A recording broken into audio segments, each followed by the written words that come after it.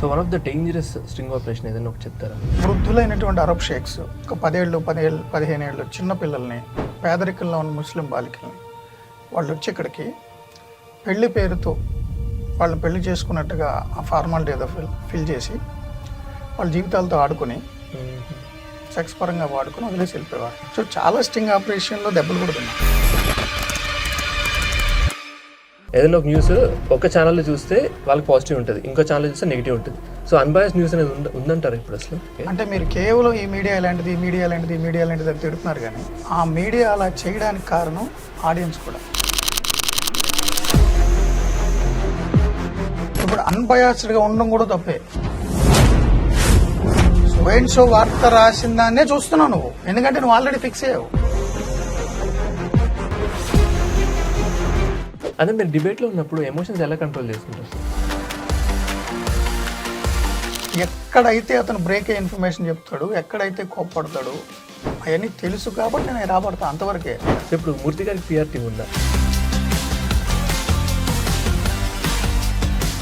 Gamers అయినా ట్రోలర్స్కైనా material అయ్యామంటే చాలా happy అయిపోయా అన్నారు ఆయన ఒక సందర్భంలో. కేసీఆర్ గారు వాయిస్ అయితే ఏం చేద్దామంటే ఇప్పుడు మరి ఈ మధ్య స్టింగ్ ఆపరేషన్స్ చేస్తున్నారు సార్. పవన్ కళ్యాణ్ గారి పార్టీకి సంబంధించి ఆ మధ్య ఏదో ఒక స్టింగ్ ఆపరేషన్ చేస్తే అంతకుముందు పనిచేసి వచ్చాను,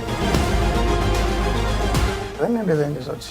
పోతే వేణుస్వామి కేసు ఉంది, అందులో కాల్ రికార్డింగ్స్ నుంచి ఆయన క్యాష్ రూపంలో ఎంత తీసుకున్నారు అన్నంత వరకు మీ దగ్గర ప్రాపర్ డేటా ఉందన్నమాట. So how do you source it? అంటే ఎంతవరకు వ్యాలిడ్ అంటారు అది సోర్సింగ్? ప్రభుత్వానికి సంబంధించిన భూమి ఆయన రాయింగ్ చేసుకున్నాడు. కొంతమంది నీకు చెప్పిన వార్త ఏ స్థాయిలో రీసెర్చ్ చేస్తానంటే అతని లాంగ్వేజ్, బాడీ లాంగ్వేజ్, అతనికి సంబంధించిన ఎవ్రీథింగ్ నేను స్టడీ చేసి వెళ్తాను. సో ఇప్పుడు మూర్తి గారు ఎప్పుడన్నా ఓన్ ఛానల్ లేదా పొలిటికల్ సైడ్ ఎమ్మెల్యే కనీసం? ఇదివరకు అయితే రాజకీయాల్లో ప్రత్యర్థులు ఉండేవారు, అవును. ఇప్పుడు శత్రువులుగా మారిపోయారు, ఒకళ్ళు చూసేద్దాం. ప్రజాస్వామ్యంగా భావిస్తే అది ఎలా చేస్తారు? ఇది మూకస్వామ్యం. మూకస్వామ్యం కాదు, మూర్ఖస్వామ్యం.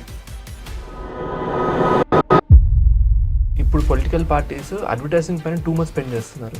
మన కోణంలో చూస్తే అమ్మో 500 కోట్లు 600 కోట్లు ఖర్చు పెట్టారు యాడ్స్ కనుకుంటాం. వాళ్ళు ఏంటంటే గవర్నమెంట్లోకి వచ్చిన తర్వాత 1000 కోట్లు తినేస్తారు.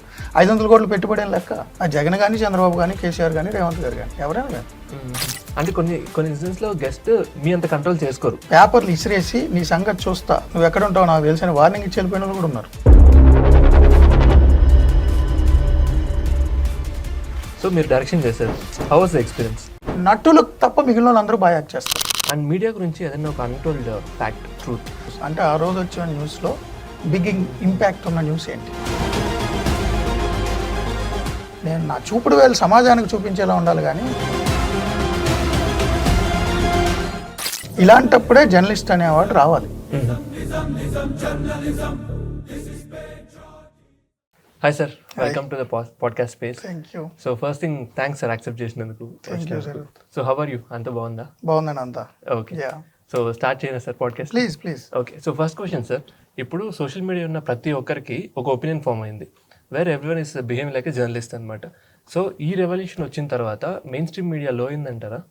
అంటే మెయిన్ స్ట్రీమ్ మీడియాలో అయినట్టు మీకు కనిపిస్తుంది, కానీ అట్లేం ఉండదు. ఇప్పుడు ఫస్ట్ ప్రింట్ మీడియా ఉండేది, ఎలక్ట్రానిక్ మీడియా వస్తున్న దశలో ఇక ప్రింట్ మీడియా అయిపోయింది, తగ్గిపోయింది, పేపర్లు చదవడం మానేశారు, అందరూ టీవీలే అనుకున్నారు. కానీ ఇప్పుడు కూడా సర్క్యులేషన్ తగ్గల, ఫార్మాట్ మారుండొచ్చు. డైరెక్ట్ ఫిజికల్ న్యూస్ పేపర్ చదివే బదులు వెబ్ ఎడిషన్ చదువుతున్నారేమో, బట్ ప్రింట్ అయితే న్యూస్ పేపర్ అనే రీడింగ్ అయితే తగ్గలేదు. ఇంకొంచెం మాట్లాడితే టీవీ చూసిన తర్వాత మరిన్ని వివరాలు చూడడానికి పేపర్ చదివే వాళ్ళు కూడా ఉన్నారు.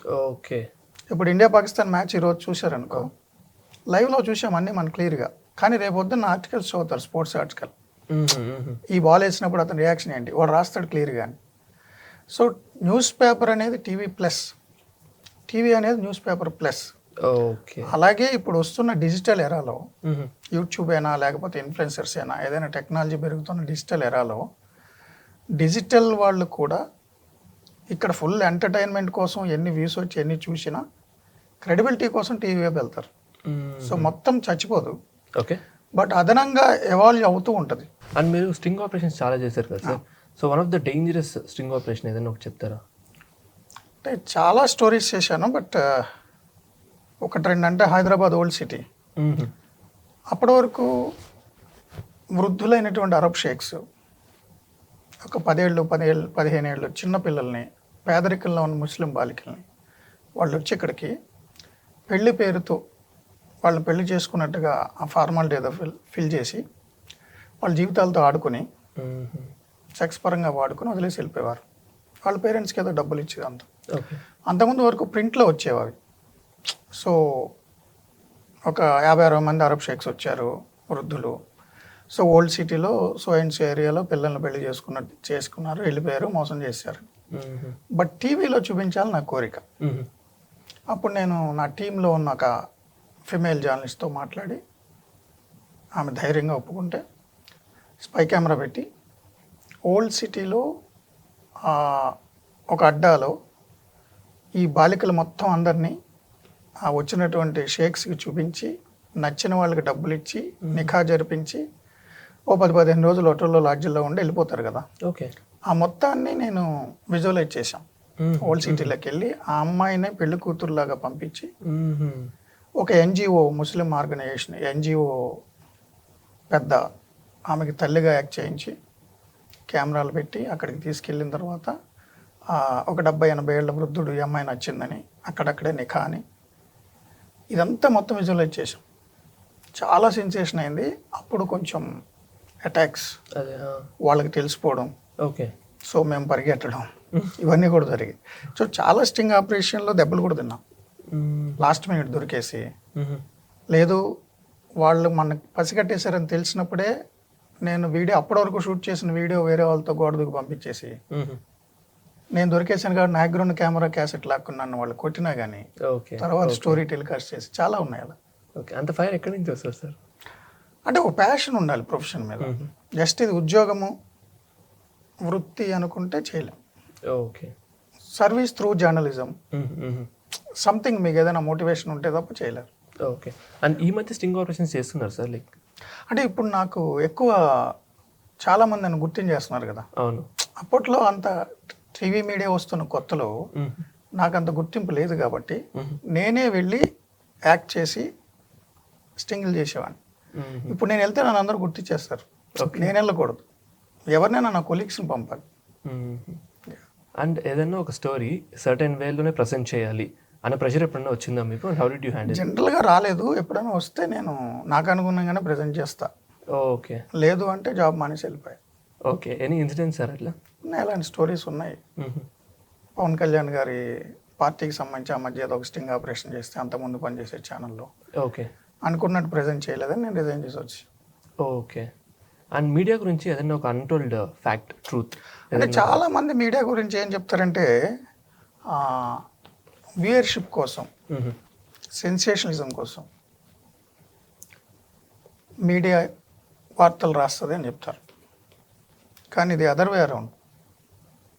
సెన్సేషనల్గా ఉన్నవి ఆ వార్తల్ని ఎక్కువ మంది వ్యూయర్స్ చూస్తారు కాబట్టి అల్గారిథమ్స్ మీడియా అలా చేస్తుంది. ఓకే. అంటే మీరు కేవలం ఈ మీడియా ఇలాంటిది, ఈ మీడియా ఇలాంటిది, ఈ మీడియా ఇలాంటిది అని తిడుతున్నారు కానీ ఆ మీడియా అలా చేయడానికి కారణం ఆడియన్స్ కూడా. ఓకే. మీకు ఒక ఇన్ఫర్మేటివ్ న్యూస్ ఏదైనా ప్రజెంట్ చేస్తే దాని వ్యూస్ తక్కువ ఉంటాయి అల్గారిథమ్స్ చూస్తే. బట్ ఏదైనా ఒక స్త్రీ పురుషుల మధ్య వివాహేతర సంబంధాలు, వాళ్ళ ఇళ్లలో గొడవలు, వచ్చి రెడ్ హ్యాండ్గా పట్టుకుని కొట్టారని ఆ స్టోరీ అంతా సింపతి ఒకవైపు క్రియేట్ అయ్యింది. ఒక నెల రోజులు పోయిన తర్వాత ఎవరైతే దోష అన్నారో అతను నిందితుడిగా, అతను బాధితుడిగా కనిపిస్తాడు కొద్ది రోజుల తర్వాత. ఈలోగా జడ్జిమెంట్ ఇచ్చేస్తారు సొసైటీ. సో వాటికి ఎక్కువ వ్యూయర్షిప్ ఉంటుంది. సో మీరు మీడియా ఆర్గనైజేషన్స్ని వేలెత్తి చూపుతున్నప్పుడు అలా ఇవ్వడానికి కారణం ఆడియన్స్ కూడా, మీ దృష్టికోణం కూడా. So that is the reason Bigg Boss అంత హిట్ అవుతుంది. ఏదైనా అంతే, మీ దృష్టికోణం కూడా. అంటే సపోజ్ ఒక ఎగ్జాంపుల్ చెప్తాను నేను, అంటే ఆడియన్స్ కూడా ఎలా ఆలోచించారు. ఒక బిగ్ బాస్ మీరు ఎత్తారు కాబట్టి చెప్తాను. ఒక బిగ్ బాస్ షో ఉంది. ఆ బిగ్ బాస్ షోలో పార్టిసిపేట్ చేస్తున్నారు. పార్టిసిపేట్ చేస్తున్నటువంటి ఒక మహిళ తన సాటి బిగ్ బాస్ వాళ్ళతో మాట్లాడతా, గెస్ట్తో, చాలా బాధగా ఉంది, నాకు పిల్ల గుర్తొస్తుంది, చిన్నపిల్ల, పాలిచ్చే తల్లిని, నాకు నిద్ర పట్టట్లేదంటే ఆమె ఊరడిస్తుంది, కన్సోల్ చేస్తుంది. ఆ ఎపిసోడ్ చూసి లక్షల మంది ఏడుస్తారు. అయ్యో పాలిచ్చే పిల్లని వదిలిచ్చింది, అది ఇది అని చెప్పి కన్నీళ్ళు గారుస్తారు.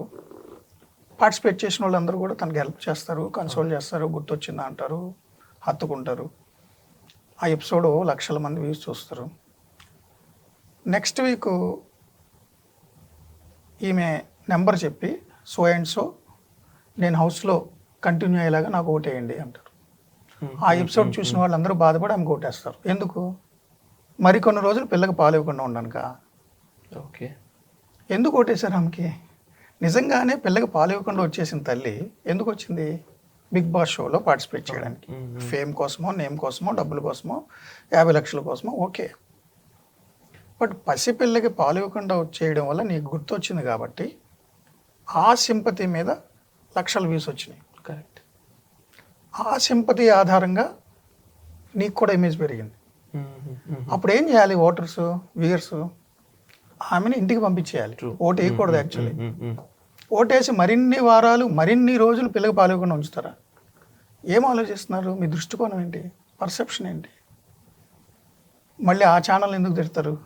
మీరేం చేశారు? కరెక్ట్. సో మీకు అనుగుణంగా ఛానల్స్ మారుతాయి. ఇప్పుడు రెండు కూడా ఛానల్ కూడా మీ పర్సెప్షన్ మార్చడానికి పంప్ చేస్తుంటుంది న్యూస్. ఇప్పుడంతా కూడా క్లిక్స్, వ్యూస్, రేటింగ్స్ ఇవే కదా, సబ్స్క్రైబర్స్, ఫాలోవర్స్. దీని ఆధారంగా వీళ్ళు చేస్తున్నారు. అల్గారిథమ్స్ చూసుకుంటారు ఏ న్యూస్కి, ఏ ఎపిసోడ్కి ఎక్కువ వ్యూస్ ఉన్నాయి ఓకే ఎవ్రీ వీక్ కొలతల్లో. సో దీనికి ఉన్నాయి కాబట్టి అదే చేద్దాం. మరి ఎవరు ఎంకరేజ్ చేస్తున్నారు? మోస్ట్లీ ఆడియన్స్ చూసే. అంతే కదా. సో మీ దృష్టికోణం కూడా మారాలి. And then in a day మనకి ఫర్ ద స్టేట్ చాలా న్యూస్లు జరుగుతున్నాయి స్టేట్లో, then country, then world. So ఈ రోజు నా డిబేట్కి ఇది స్పాట్లైట్లో ఉండాలి అని ఎలా డిసైడ్ అవుతారు సార్? అంటే మన టీవీ5లో నా షో పేరే big news. Okay. Big news అంటే ఆ రోజు వచ్చిన న్యూస్లో బిగ్ ఇంపాక్ట్ ఉన్న న్యూస్ ఏంటి? ఓకే. మన ఆడియన్స్కి, టీవీ5 ఆడియన్స్కి ఏది ఇంపాక్ట్ కలిగిస్తుంది, ఏది ప్రాక్సిమిటీ ఉంది, అవన్నీ ఆలోచించి డిసైడ్ చేస్తాం ఆ రోజు షోకి సంబంధించి. న్యూస్ చాలా వస్తాయి, రీజనల్ వస్తాయి, నేషనల్ వస్తాయి, ఇంటర్నేషనల్ వస్తాయి, ఆసక్తికరమైన వస్తాయి, హ్యూమన్ ఇంట్రెస్టింగ్ వస్తాయి, అండ్ పొలిటికల్ ఎక్కువ జరుగుతుంటాయి. సో ఆ రోజు ఏది ఇంపార్టెంటో అది డిసైడ్ చేసుకుంటాం మధ్యాహ్నం నుంచి. Okay. And how do you source the information sir? So much information. First Venu Swamy case ఉంది, అందులో కాల్ రికార్డింగ్స్ నుంచి ఆయన క్యాష్ రూపంలో ఎంత తీసుకున్నారు అన్నంత వరకు మీ దగ్గర ప్రాపర్ డేటా ఉందన్నమాట. So how do you source it? అది ఎంతవరకు వ్యాలిడ్ అంటారు అది సోర్సింగ్? అంటే మనకున్న క్రెడిబిలిటీని బట్టి. ఇప్పుడు టీవీ5 ఛానల్ ఈ స్టోరీ టెలికాస్ట్ చేస్తుంది, దేనికి లొంగదు. So and so news presenter ధైర్యంగా స్టోరీ ప్రజెంట్ చేస్తాడు, దేనికి లొంగడు అని కనుకుంటే విక్టిమ్సే మనకు బోల్డ్ అంత సోర్స్ ఇస్తారు. ఓకే. నేరుగా విక్టిమ్సే మన అప్రోచ్ అవుతారు. ఎందుకంటే వేరే దగ్గరికి వెళ్తే టెలికాస్ట్ చేయరేమో, లేదు వాళ్ళు దాన్ని ఏమైనా వాడుకుంటారేమో. సో ఎవరైతే బాధితులు ఉన్నారో ఆ బాధితులే తమ దగ్గర ఉన్న పూర్తి ఆధారాలు తీసుకొచ్చి మనకి ఇస్తారు. మనం క్రాస్ చెక్ చేసుకుంటాం. ఓకే. ఎలా క్రాస్ చెక్ చేసుకుంటాము? ఆ పర్టికులర్ ఆస్ట్రాలజర్ గతంలో ఏం చెప్పారు, వీళ్ళకి అతనికి ఉన్న పాత సంబంధాలు ఏంటి, ఫోటోలు ఏంటి, వీడియోలు ఏంటి, అప్పుడు ఇద్దరు బాగున్నప్పుడు ఎంత పొగిడేడు ఇతన్ని, వాళ్ళ సోషల్ మీడియాలోకి వెళ్ళి తీసుకోవచ్చు వీడియోలు. ఓకే. సో మనం క్రాస్ చెక్ చేసుకుంటాం. And then coming to AI, ఇప్పుడు ఏఐ జనరేటెడ్ జర్నలిస్ట్ కూడా వచ్చారనమాట. అండ్ కొన్ని వీడియోస్ ఎంత రియల్గా ఉన్నాయంటే అది ఫేక్ అని ఎవరైనా చెప్పేందుకు అర్థం కావట్లేదు. సో దాన్ని ఎలా ఫైట్ చేస్తున్నారు సార్? అంటే టెక్నాలజీ వచ్చిన తర్వాత ఖచ్చితంగా ప్లస్ ఉంటుంది, మైనస్ ఉంటుంది. ఏ టెక్నాలజీ అయినా సరే మన అడాప్టబిలిటీ ఉండాలి. ఓకే. సో అడాప్టబిలిటీ లేకుండా దీనివల్ల ఎక్కువ దోషాలే ఉన్నాయంటే మనం వెనకబడిపోతాం. ఇప్పుడు ఏదైతే ఏఐ జనరేటెడ్ వీడియోలు, డీప్ ఫేక్ ఇవన్నీ మీరు చెప్తున్నారో, ఫ్యాక్ట్ చెక్ చేసే యూనిట్లు కూడా ఏఐ జనరేటెడే ఉంటాయి. సో ఫాస్ట్ ట్రాక్ చేసి ఫ్యాక్ట్ చెక్, మీరు గూగుల్ ఇమేజ్ వెనక్కి వెళ్ళి ఓకే ఆ ఇమేజ్ని సెర్చ్ చేయడం, అవునా కాదా, ఫేకా, నిజమా కాదా. సో అవి కూడా టెక్నాలజీ ద్వారానే వస్తాయి. దాన్ని మనం వాడుకోవడం బట్టి ఉంటుంది. బట్ ఇప్పుడు ఫాస్ట్ ట్రాక్లో చెక్ చేయడం వరకు వచ్చింది. నాకు తెలిసి ఫ్యూచర్లో రియల్ టైం ఫ్యాక్ట్ చెక్ కూడా వస్తుంది, అది కూడా ఏఐనే.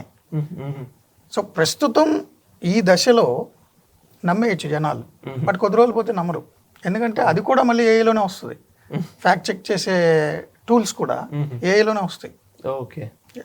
And then is there any celebrity or public figure, politician ఎవరన్నా మీరు ఒక ఇంటర్వ్యూ చేసే ముందు మీకు ఒక ఒపీనియన్ ఉంటుంది, చేసిన తర్వాత కంప్లీట్లీ మారిపోయి ఉంటుంది, అలా ఎవరైనా ఉన్నారా సార్ మీకు? లేదు. అంటే జనరల్గా నేను ఎవరిని ఇంటర్వ్యూ చేయాలన్నా ఫుల్ రీసెర్చ్ చేస్తాను వాళ్ళ గురించి. ఓకే. ఏ స్థాయిలో రీసెర్చ్ చేస్తానంటే వాళ్ళ పాత ఇంటర్వ్యూలన్నీ స్టడీ చేస్తా, వాళ్ళ బాడీ లాంగ్వేజ్, ఏ పర్టికులర్ పాయింట్ దగ్గర అతను బ్రేక్ అవుతున్నాడు, ఏ పర్టికులర్ పాయింట్ దగ్గర అతను ఎమోషన్ ఫీల్ అయ్యి మాట్లాడుతున్నాడు, ఎక్కడ కోపం వస్తుంది, అతని లాంగ్వేజ్, బాడీ లాంగ్వేజ్, అతనికి సంబంధించిన ఎవ్రీథింగ్ నేను స్టడీ చేసి వెళ్తా. ఓకే. అండ్ అతనికి సంబంధించిన పర్సనల్గా ఫ్రెండ్స్తో కూడా మాట్లాడతా. యాక్చువల్గా ఆయన ఇలాగా పోర్ట్రే అయ్యాడు మీడియాలో, వాడు పర్సనల్గా ఏంటి? Suppose Ram Gopal Varma, okay, Ram Gopal Varma focus మీకు తెలుసు ఎలా ఉంటుందో, బట్ పర్సనల్ ఎలా ఉంటుంది? సో వాళ్ళ మదర్ తోటో, వాళ్ళ సిస్టర్ తోటో, లేకపోతే ఆయన క్లోజ్ అసోసియేట్స్ తోటో అందరితో నేను మాట్లాడతాను. కానీ నేను అంత సర్ప్రైజ్ అయిపోను. Okay. So because you know it, నేను ఫుల్ గ్రౌండ్ వర్క్ చేస్తా, బాగా ప్రిపేర్ అవుతా. జస్ట్ లైక్ దట్ నేను ఇంటర్వ్యూ చేయను. ఓకే. అండ్ బండ్ల గణేష్ గారు కూడా అంతే ఉంటుంది మీరు మోస్ట్. బండ్ల గణేష్ కూడా అంతే. Okay. So generally media is accused of being biased. ఏదైనా ఒక న్యూస్ ఒక ఛానల్లో చూస్తే వాళ్ళకి పాజిటివ్ ఉంటుంది, ఇంకో ఛానల్ చూస్తే నెగిటివ్ ఉంటుంది. సో అన్బయాస్డ్ న్యూస్ అనేది ఉందంటారా ఇప్పుడు అసలు? అంటే అసలు అన్బయాస్డ్ అనే కంటే ఉత్తమ జర్నలిజం ఉందా లేదా అని అడగండి. ఓకే. ఎందుకంటే బయాస్డ్, అన్బయాస్డ్ అంటే కొన్ని రకాలు ఉంటాయి. ఇప్పుడు పార్టీల పరంగా చూస్తే ఆ పార్టీ చేసిన తప్పుల్ని మనం కనుక స్టోరీ చేస్తే ఆ పార్టీ అభిమానులకి కోపం వస్తుంది. అవును. నేను ప్రత్యర్థి పార్టీకి అంటగట్టేసి నేను బయాస్డ్ అంటారు. వైస్ వెర్సా, ఇటు చేసామనుకో వాళ్ళు అంటారు. ఇప్పుడు అన్బయాస్డ్గా ఉండడం కూడా తప్పే. కొన్ని కారణాలు నేను మీకు చెప్తా. ఓకే. ఇప్పుడు స్వాతంత్రోద్యమం జరుగుతుంది. బ్రిటిష్ వాళ్ళని ఎల్లగొట్టడానికి మన దేశంలో ఉన్న పౌరులు ప్రాణాలు ఒడ్డారు. చాలామంది కాల్పులో చనిపోయారు. భగత్ సింగ్ లాంటి వాళ్ళని ఉరిశిక్ష చేశారు. అల్లూరి సీతారామరాజు లాంటి వాళ్ళని కాల్చి చంపేశారు. సో ఈ మట్టి మీద నాకు స్వాతంత్రం కావాలని పోరాడుతున్న సమయంలో జర్నలిస్టులు, పత్రికలైనా ఏవైనా ఇక్కడ ఉద్యమం చేస్తున్న వాళ్ళకి పూర్తి మద్దతు ఇచ్చి బ్రిటిష్ వాడిని దోపిడీదారుగానే రాస్తాం. అన్బయాస్డ్గా ఉండమని అడిగి ఇక్కడ ఇండియన్ ఫ్రీడమ్ ఫైటర్ని ఇక్కడ బ్రిటిష్ వాడిని కూర్చోబెట్టి అన్బయాస్డ్ ఉంటే మీరు చెప్పండి అంటే ఈ జర్నలిజానికి అసలు ఏమన్నా పర్పస్ ఉందా, మీనింగ్ ఉందా? ఇప్పుడు బ్రిటిష్ యాంగిల్లో చూడండి, నేను బయాస్డ్ కదా. ఇండియన్ యాంగిల్లో చూడండి, నేను దేశభక్తుని కదా. సో మీరు చూసే దృక్కోణాన్ని బట్టి కూడా ఉంటుంది. ఇప్పుడు గవర్నమెంట్ ఉంది, ప్రభుత్వం తన చేతిలో అపరిమితమైన అధికారాలు ఉన్నాయి కాబట్టి తనని ప్రశ్నించే ప్రతి ఒక్కరిని అణిచేస్తూ ఉంటుంది. అణిచేస్తున్నప్పుడు నేను మాట్లాడాలి కదా. నేను మాట్లాడితే ఆ ప్రభుత్వానికి సంబంధించిన పార్టీ కానీ ఆ నాయకుడికి సంబంధించిన సామాజిక వర్గం వాళ్ళు కానీ నన్ను బయాస్డ్ అంటారు, ప్రత్యర్థి రాజకీయ పార్టీకి అంటగడేస్తారు. ట్రూ. సో వాళ్ళు అలా అంటగడతారు కాబట్టి నేను ఇతన్ని కూర్చోబెట్టి మీరు చెప్పండి అంటే అణిచివేతకు గురవుతున్న వాడికి, అణిచివేస్తున్న వాడికి నేను ఈక్వల్ ప్రయారిటీ ఇచ్చానంటే నన్ను బయాస్డ్ అంటారని ఇక నా జర్నలిజం మీనింగ్ ఏముంది? అండ్ పర్సెప్షన్ కూడా ఉంటుంది. సంస్కృతి, మనం చదువుకున్న చదువు, మనకు చూసే కోణాన్ని బట్టి ఉంటుంది. ఇప్పుడు సపోజ్ రైతులు మద్దతు ధరల కోసం ధర్నా చేస్తున్నారు. వాళ్ళు పంట పనులు వదులుకొని, పొలం పనులు వదులుకొని, పంట కళ్ళాల మీద ఉండగానే వదిలి ర్యాలీ తీస్తున్నారు రాజధానికి. తీస్తున్నప్పుడు అక్కడ ఏదో రప్చర్ జరిగింది, పోలీసులు లాఠీచార్జి బాష్పోయారు. ఇప్పుడు ఒక జర్నలిస్టు రైతు కష్టం తెలిసి అతను మద్దతు ధర కోసం అతను పడుతున్న ఆందోళన ఇంటెన్సిటీ తెలిసి రాసే వార్త ఎలా ఉంటుందంటే మద్దతు ధర కోసం పోరాడుతున్న రైతులపై పోలీసులు లాఠీచార్జ్ అని ఉంటుంది. ఇప్పుడు గవర్నమెంట్ కంట్రోల్లో ఉన్న మీడియా లేదు గవర్నమెంట్ అధీనంలో ఉన్న మీడియా ఆర్గనైజేషన్స్ ఎలా రాస్తాయి? పోలీసులపై ఆందోళనకారుల దాడి. మీ భాష ప్రయోగం కూడా మీకు అనుగుణంగా ఉండేలా రాస్తారు. ఓకే. సో ఇప్పుడు అది ఎవడు బయాసుడు ఎవడు కాదు.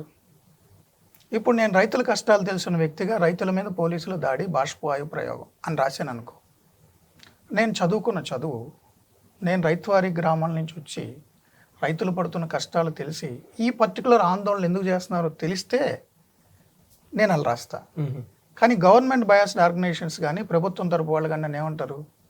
నేను బయాస్డ్ అంటారు, యాంటీ ఎస్టాబ్లిష్మెంట్ అంటారు, ఈ ప్రభుత్వానికి ఎప్పుడు వ్యతిరేకంగానే రాస్తానంటారు. సో మీరు చూసే కోణాన్ని బట్టి అది బయాస్డా అన్బయాస్డా ఉంటుంది. పర్సెప్షన్ ఉంటుంది. సో దృక్కోణం ఉంటుంది. ఆ దృక్కోణాన్ని బట్టి ఉంటుంది. బట్ జర్నలిజానికి ఒక పర్పస్ ఉండాలి.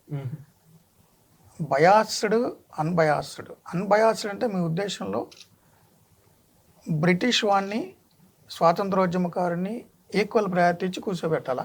కాదు కదా. కాదు, నేను స్వాతంత్రోద్యమకారుడికే ప్రయారిటీ ఇస్తాను, అన్బయాస్డ్ అనుకున్నా పర్లా. సో నా ఇంటెన్షన్ ఏంటి చూడాలి అక్కడ. అవును. యా. అండ్ ఇప్పుడు ఇంతకుముందు మీరు చంద్రబాబు నాయుడు గారు అండ్ దెన్ రాజశేఖర రెడ్డి గారు ఉన్నప్పుడు అక్కడ క్వశ్చన్స్ ఇక్కడ పోస్ట్ చేసేవాళ్ళు, ఇక్కడ క్వశ్చన్స్ అక్కడ పోస్ట్ చేసేవాళ్ళు. లాస్ట్ ఒక 5-6 ఇయర్స్గా జరగట్లేదు కదా సార్ అది? అంటే ఇప్పుడు మీడియా ఏమైందంటే ఎవరి పార్టీలు వాళ్ళు పెట్టేసుకున్నారు, వాళ్ళ యాంగిల్లో వాళ్ళు ప్రచారం చేస్తున్నారు. సో ఇప్పుడు అవతల వాళ్ళు ఇక్కడికి రారు, యువతల వాళ్ళు అక్కడికి వెళ్ళరు. అవును. సో అవకాశం లేదు, ఒకళ్ళని ఒకళ్ళు ఫేస్ చేసే పరిస్థితి లేదు. ఇదివరకు అయితే రాజకీయాల్లో ప్రత్యర్థులు ఉండేవారు, ఇప్పుడు శత్రువులుగా మారిపోయారు. ఒకళ్ళు చూసేది రాను. సో ఆ శత్రువుతో మాట్లాడకూడదు, ఆ శత్రువు ఇంటికి వెళ్ళకూడదు, ఆ శత్రువు పార్టీ వాళ్ళతో మాట్లాడకూడదు. ఆ శత్రువుకి పాజిటివ్గా వార్త ఎప్పుడో రాశారు కాబట్టి ఇతను కూడా ఆ శత్రువు మోకలో భాగమే. సో ఇలా చీలిపోయినప్పుడు వాళ్ళు రారు. ఓకే. సో వాళ్ళ మీడియాలో వచ్చిన వార్తలకు అనుగుణంగా మనం ఇక్కడ కౌంటర్ తీసుకోవాలి, ఇక్కడ వచ్చిన వార్తలకు అనుగుణంగా వాళ్ళు కౌంటర్ తీసుకోవాలి. బట్ ఒకళ్ళనొకళ్ళని మనుషులుగా, రాజకీయ నాయకులుగా కాదు కదా మనం ఉన్నది, మనుషులు రాజకీయం కూడా చేస్తారు. బట్ పుట్టుకతోటే రాజకీయ నాయకులుగా భావించి శత్రుమూకలుగా భావిస్తున్నప్పుడు సాధ్యం కాదు అలాంటిది. ఓకే. అంటే అప్పుడు ఇంట్రెస్టింగ్ ఉండదు సార్ యాక్చువల్లీ, లైక్ ఇంట్రెస్టింగ్గా అసలు ఇద్దరిని ఇప్పుడు కూడా స్టిల్ అమెరికన్ ఎలక్షన్స్లో ప్రెసిడెన్షియల్ డిబేట్స్ ఉంటాయి, ఇద్దరిని కూర్చోబెట్టి మాట్లాడతారు. అసలు ఇంటర్నల్గా పార్టీలో అభ్యర్థులు ఎంపిక చేసేటప్పుడే ఆ క్యాండిడేట్స్ మధ్య డిబేట్స్ ఉంటాయి, ఎవరు బెస్ట్ పార్టీ తరఫున. అల్టిమేట్గా పార్టీ డిసైడ్ చేసిన తర్వాత ఈయన రన్నర్ అని, సో ఈ రెండు పార్టీల అధ్యక్షుల క్యాండిడేట్లను కూర్చోబెట్టి డిబేట్స్ పెడతారు. డెమోక్రసీలో జరగాలి. అసలు అది లేదు కదా ఇక్కడ. డెమోక్రసీగా ఎందుకు భావిస్తున్నారు వాళ్ళు? ప్రజాస్వామ్యంగా భావిస్తే అది ఎలా చేస్తారు? ఇది మూకస్వామ్యం కాదు, మూర్ఖస్వామ్యం. అంటే మెజారిటీ ప్రజల్ని ఎన్నుకోవాలి కాబట్టి మెజారిటీగా ఉన్న ప్రజల్ని నువ్వు ఇన్ఫ్లుయెన్స్ చేయడానికి పంప్ చేస్తున్నావు, నెరేటివ్స్ పంప్ చేస్తున్నావు, వాళ్ళని మార్చేస్తున్నావు. ఇంకొకటి చూసే ప్రజలు కూడా వాళ్ళు ఫిక్స్ అయి ఉన్నారు, వాళ్ళకు భావజాలం ఉంది, రాజకీయ భావజాలం, సైద్ధాంతిక భావజాలం. ఆ రాజకీయ భావజాలం, సైద్ధాంతిక భావజాలానికి అనుగుణంగా వార్తలనే వాళ్ళు చూస్తారు, దానికి అనుగుణంగా లేనిదాన్ని తిడతారు వీళ్ళు. ఓకే. జనం ఏమంటారు, మిగిలిన వాళ్ళు ఏమంటారు, మీడియా సో అండ్ సో వార్తే రాసింది అంటారు. సో అండ్ సో వార్త రాసిన దాన్నే చూస్తున్నావు నువ్వు, ఎందుకంటే నువ్వు ఆల్రెడీ ఫిక్స్ అయ్యావు, నీకో భావజాలం ఉంది, నువ్వు పార్టీ కార్యకర్తవి, లేదో పార్టీ సానుభూతిపరుడివి, ఆ పార్టీకి పాజిటివ్గా ఉన్న వార్తలే నువ్వు చూస్తావు. సో అందుకని పంప్ చేస్తుంటారు మిమ్మల్ని ఇన్ఫ్లుయెన్స్ గురి చేయడానికి. సో పిఆర్ వచ్చిన తర్వాత పాలిటిక్స్ డిసైడింగ్ ఫ్యాక్టర్ అయింది కదా సార్ పిఆర్ అనేది ఇప్పుడు పాలిటిక్స్లో? ఇప్పుడు ఉంటుంది మీకు ఫార్మేట్, క్యాన్వాస్ పెరిగి ఉండొచ్చు, మారి ఉండొచ్చు, కానీ ఇదివరకు రాజకీయాల్లో కూడా పిఆర్ ఉండేది. ఎలా పిఆర్ ఉండేది అంటే వాళ్ళు మెయింటైన్ చేసేవారు. ఇప్పుడు ఎవరి దగ్గరికి వెళ్ళి వాళ్ళకి మంచి చేయడం, దాన్ని ప్రచారం చేసుకోవడం ఉండేది. ఇప్పుడు ఏంటంటే ప్రొఫెషనల్ కెరీర్ స్ట్రాటజిస్టులు వచ్చేసారు. కెరీర్ స్ట్రాటజిస్టులు వచ్చేసి క్రియేట్ చేస్తున్నారు ఇమేజ్ని కూడా క్రియేట్ చేస్తున్నారు. ఇప్పుడు కేసీఆర్ లాంటి రాజకీయ నాయకులు ఉన్నారు, చంద్రబాబు గారు లాంటి రాజకీయ నాయకులు ఉన్నారు, సీనియర్లు. రాజకీయాలు వాళ్ళు పల్లెల నుంచి చూశారు, పల్లె పంచాయతీ ఎలక్షన్ నుంచి చూశారు, ఈ స్థాయికి వచ్చారు. వాళ్ళ జనరేషను, వాళ్ళ అబ్జర్వేషను, వాళ్ళ నాలెడ్జ్ ఓకే. ఇప్పుడున్న ఎలక్షన్ స్ట్రాటజిస్ట్ ఎంబీఏ చేసి వచ్చేసి ఒక 25 ఏళ్ళ కుర్రోడు కేసీఆర్ గారిని మీరు స్టేజ్ మీదకి వచ్చేటప్పుడు లెఫ్ట్ హ్యాండ్ ఊపండి, మీరు మాట్లాడేటప్పుడు మాట తీరు మార్చుకోండి అంటే మార్చుకోకూడదు, మార్చుకోకపోతే వెనకబడతారు. అసలు కేసీఆర్ శక్తే మాట తీరు. ఆయన దగ్గరకు వచ్చి ఒక 20 సంవత్సరాల కుర్రోడు నీ మాట తీరు బాగాలేదంటే ఎలా ఉంటుందంటే ఉంటుంది. నువ్వు దాన్ని అడాప్ట్ చేసుకొని ఎందుకు అతను చెప్తున్నాడు, ఎలా ఆకర్షించాలి దగ్గర నుంచి ట్రైన్ చేస్తున్నారంటే స్ట్రాటజిస్టులు. సో మారుతున్న రోజులు మారాలి, పూర్తిగా మారకూడదు.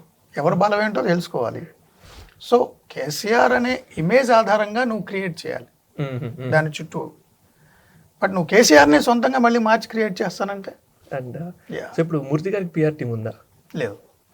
ఎందుకంటారు? అంటే నాకు పిఆర్ టీం లేదు. నేను పని కట్టుకుని ఇమేజ్ క్రియేట్ చేసుకోవడంలో నాకేం లేదు. నా షో ఏదైతే ఉందో అంతే, దాన్ని చూసే జనాలు నన్ను ఫాలో అవుతారు, తిట్టుకుంటారు, విమర్శించుకుంటారు, ద్వేషిస్తారు. ఓకే, గాలి ఇష్టం. సార్ ఒక చిన్న వీడియో ఉంది, మీకు చూపిస్తాను, మీ ఒపీనియన్ కావాలి దాని మీద. యా గుర్తుందా సార్ ఇది? యా సో బీజేపీ లీడర్తో బీజేపీ లీడర్తో ఇది రిలీజ్ అయిన తర్వాత మీరు పర్పస్ కోసం మాట్లాడారు అక్కడ, కాకపోతే అది మీ మెటీరియల్ అయిపోయింది అనమాట. అది చాలా వాటి కింద వాడుకున్నారు, ఫుల్ ట్రెండ్ అయింది అప్పుడు. సో దాని గురించి మీరు ఏమంటారు? అట్లేం లేదు. ఇప్పుడు సోషల్ మీడియా ఎరాలో మనం ఏం మాట్లాడినా అది డిఫరెంట్ పర్పస్కి వాడుకుంటారు, అది వాళ్ళ రైట్. నేను ఒక్కసారి పబ్లిక్లో మాట్లాడిన దానికి నేను బద్దుణ్ణి. అవును, దాన్ని ఎవరెవరు ఎలా వాడతారంటే వాడతారు, నో ప్రాబ్లం. ఇప్పుడు నేను మాట్లాడి చాలా వచ్చినాయి అలాంటి మీమ్స్, చాలా ఉన్నాయి సార్. అవును, కరెక్టే అంట. ఇప్పుడు చంద్రజీవి స్వామీజీ ఉన్నారు, అయిపోయా అన్నారు ఆయన ఒక సందర్భంలో. అయిపోయా అనేది ఇప్పుడు పెద్ద మేము లాంగ్వేజ్. సో దాన్ని నేను పాజిటివ్గా తీసుకుంటా. ఓకే, ఎందుకంటే మీరు చూసే కోణాన్ని బట్టి ఉంటుంది. నేను ఎప్పుడో ఒక పర్టికులర్ షోలో ఒక పర్టికులర్ అంశం గురించి ఆ సోలంకితో నేను మాట్లాడింది. అవును, కరెక్టే అంటున్నా, కరెక్ట్ కాదంటున్నా, అయిపోయింది. ఆ రోజుతో నా షో అయిపోయింది. బట్ ఇయర్స్ తర్వాత కూడా సంబంధం లేని సబ్జెక్ట్లో వేరే టాపిక్లో ఏదో ఒక ఐటీ మేనేజర్కి ఐటీ ఎంప్లాయీకి ఇష్యూగా క్రియేట్ చేశాను అనుకో, నేను హ్యాపీ ఫీల్ అవుతా కదా. అవును, ఎందుకంటే నేను ఎప్పుడో ఒక షోలో చేసి అయిపోయిన దాన్ని కూడా సంవత్సరాల తరబడి నా యొక్క వాయిస్ వేరే వేరే పర్పస్లో లైవ్లో ఉందంటే హ్యాపీ ఫీల్ అవ్వాలి. ఓకే, నేను చాలా పాజిటివ్ తీసుకుంటా, నేను ఎంజాయ్ చేస్తా వాడిని యాక్చువల్లీ చాలా. అలా ఇప్పుడు బ్రహ్మానందం గారు ఉన్నారండి.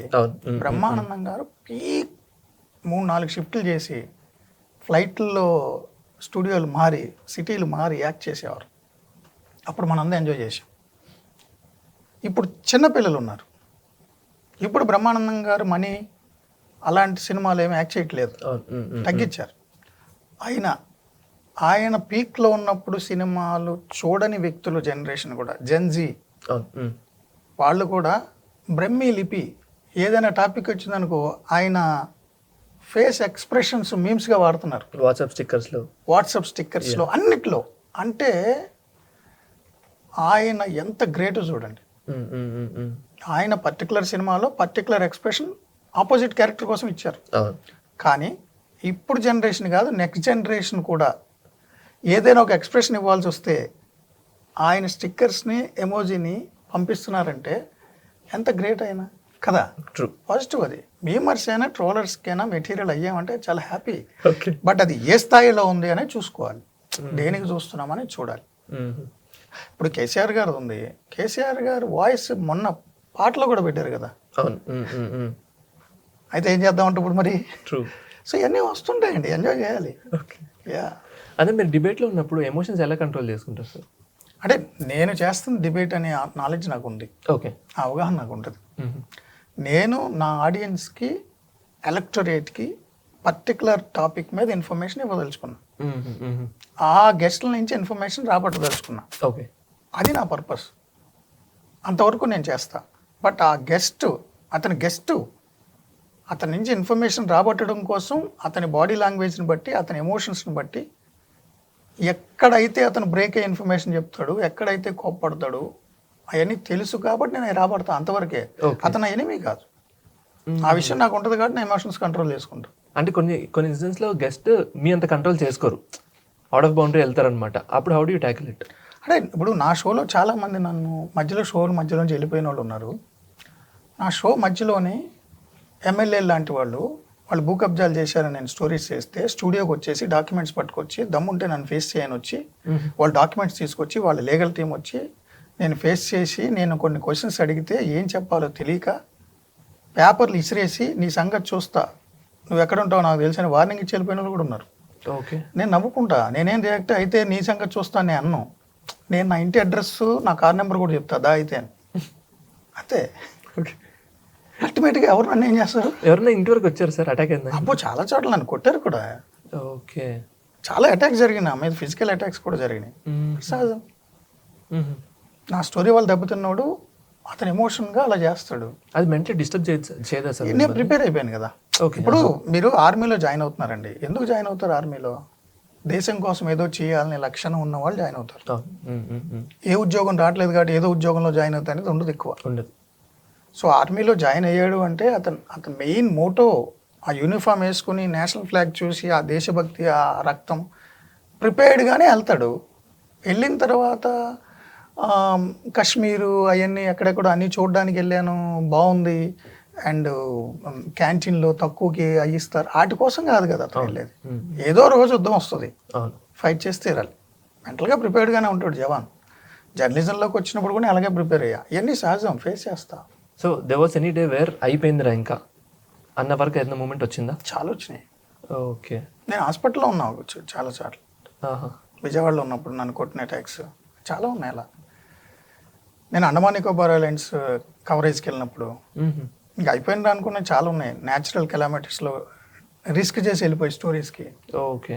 అండ్ ఓల్డ్ సిటీలో హిందూ ముస్లింలు ఎదురెదురు తలబడి ఆ చార్మినార్ ప్రాంతంలో ఒకళ్ళొకళ్ళు రాళ్ళు వేసుకుని కత్తులు పెట్టి కొట్టుకుంటున్నప్పుడు కూడా ఉత్సాహంగా, అప్పుడు మరీ యంగ్ కదా, మీడియాలోకి వచ్చిన కొత్త.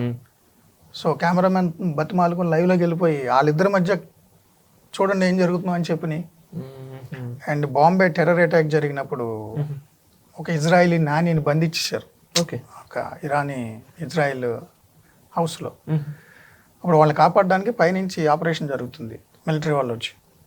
సో అందరూ కింద నుంచి రిపోర్ట్ చేస్తున్నారు. పైన ఎక్కడ ఏం జరుగుతుందో వాళ్ళకి తెలియదు, టెర్రస్ మీద ఏం జరుగుతుందో తెలియదు, జస్ట్ హెలికాప్టర్ తిరుగుతుంది అంతే. బట్ నేను దాన్ని లైవ్ కవర్ చేయాలి, అక్కడ ఎలా ఉంటుందో చూడాలని చెప్పి నేను చూస్తే అది చాలా కొన్ని అంతస్తుల భవనం, పైన టెర్రస్ మీద జరుగుతుంది ఆపరేషను. ఆర్మీ వాళ్ళు రోప్స్ వేసి కింద దిగాలి, కింద. బట్ ఆపరేషన్ తీయాలి నాకు అనిపించింది. చూస్తే ఆ బిల్డింగ్కి ఎగ్జాక్ట్ ఆపోజిట్లో సెంట్రింగ్ కన్స్ట్రక్షన్లో ఉన్న బిల్డింగ్ ఉంది.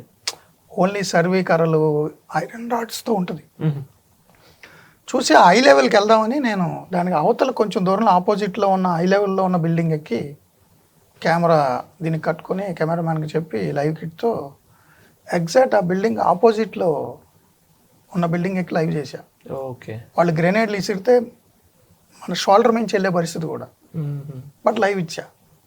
సో నేషనల్ ఛానల్స్ అందరూ కర్టసీ అని నేను రిప్రజెంట్ చేస్తాను ఛానల్ ఫుటేజ్ వాడుకున్నారు. అక్కడ బాంబేలో హెడ్ క్వార్టర్స్ ఉన్న పేరున్న జర్నలిస్టులు కూడా. అయిపోతాం, ఓకే.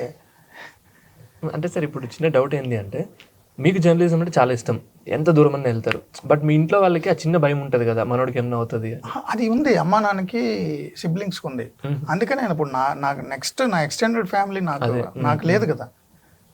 నాకు ఉంటే కుటుంబం వాడు భయపడతారనే ఆలోచన ఉండేది, అదే నా కుటుంబం లేదు.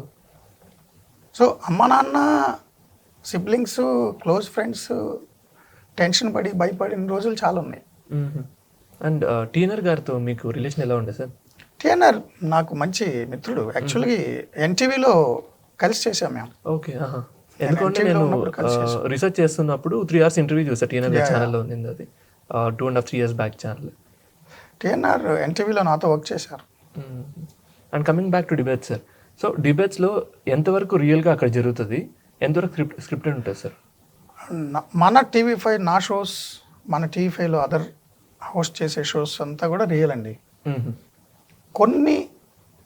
కొంతమంది ప్రత్యేకించిన హోస్ట్లు, యాంకర్లు వేరే ఛానల్ కానీ లేదంటే యూట్యూబ్లో కానీ గెస్ట్తో ముందే మాట్లాడుకుని స్క్రిప్టెడ్ ఉండొచ్చు.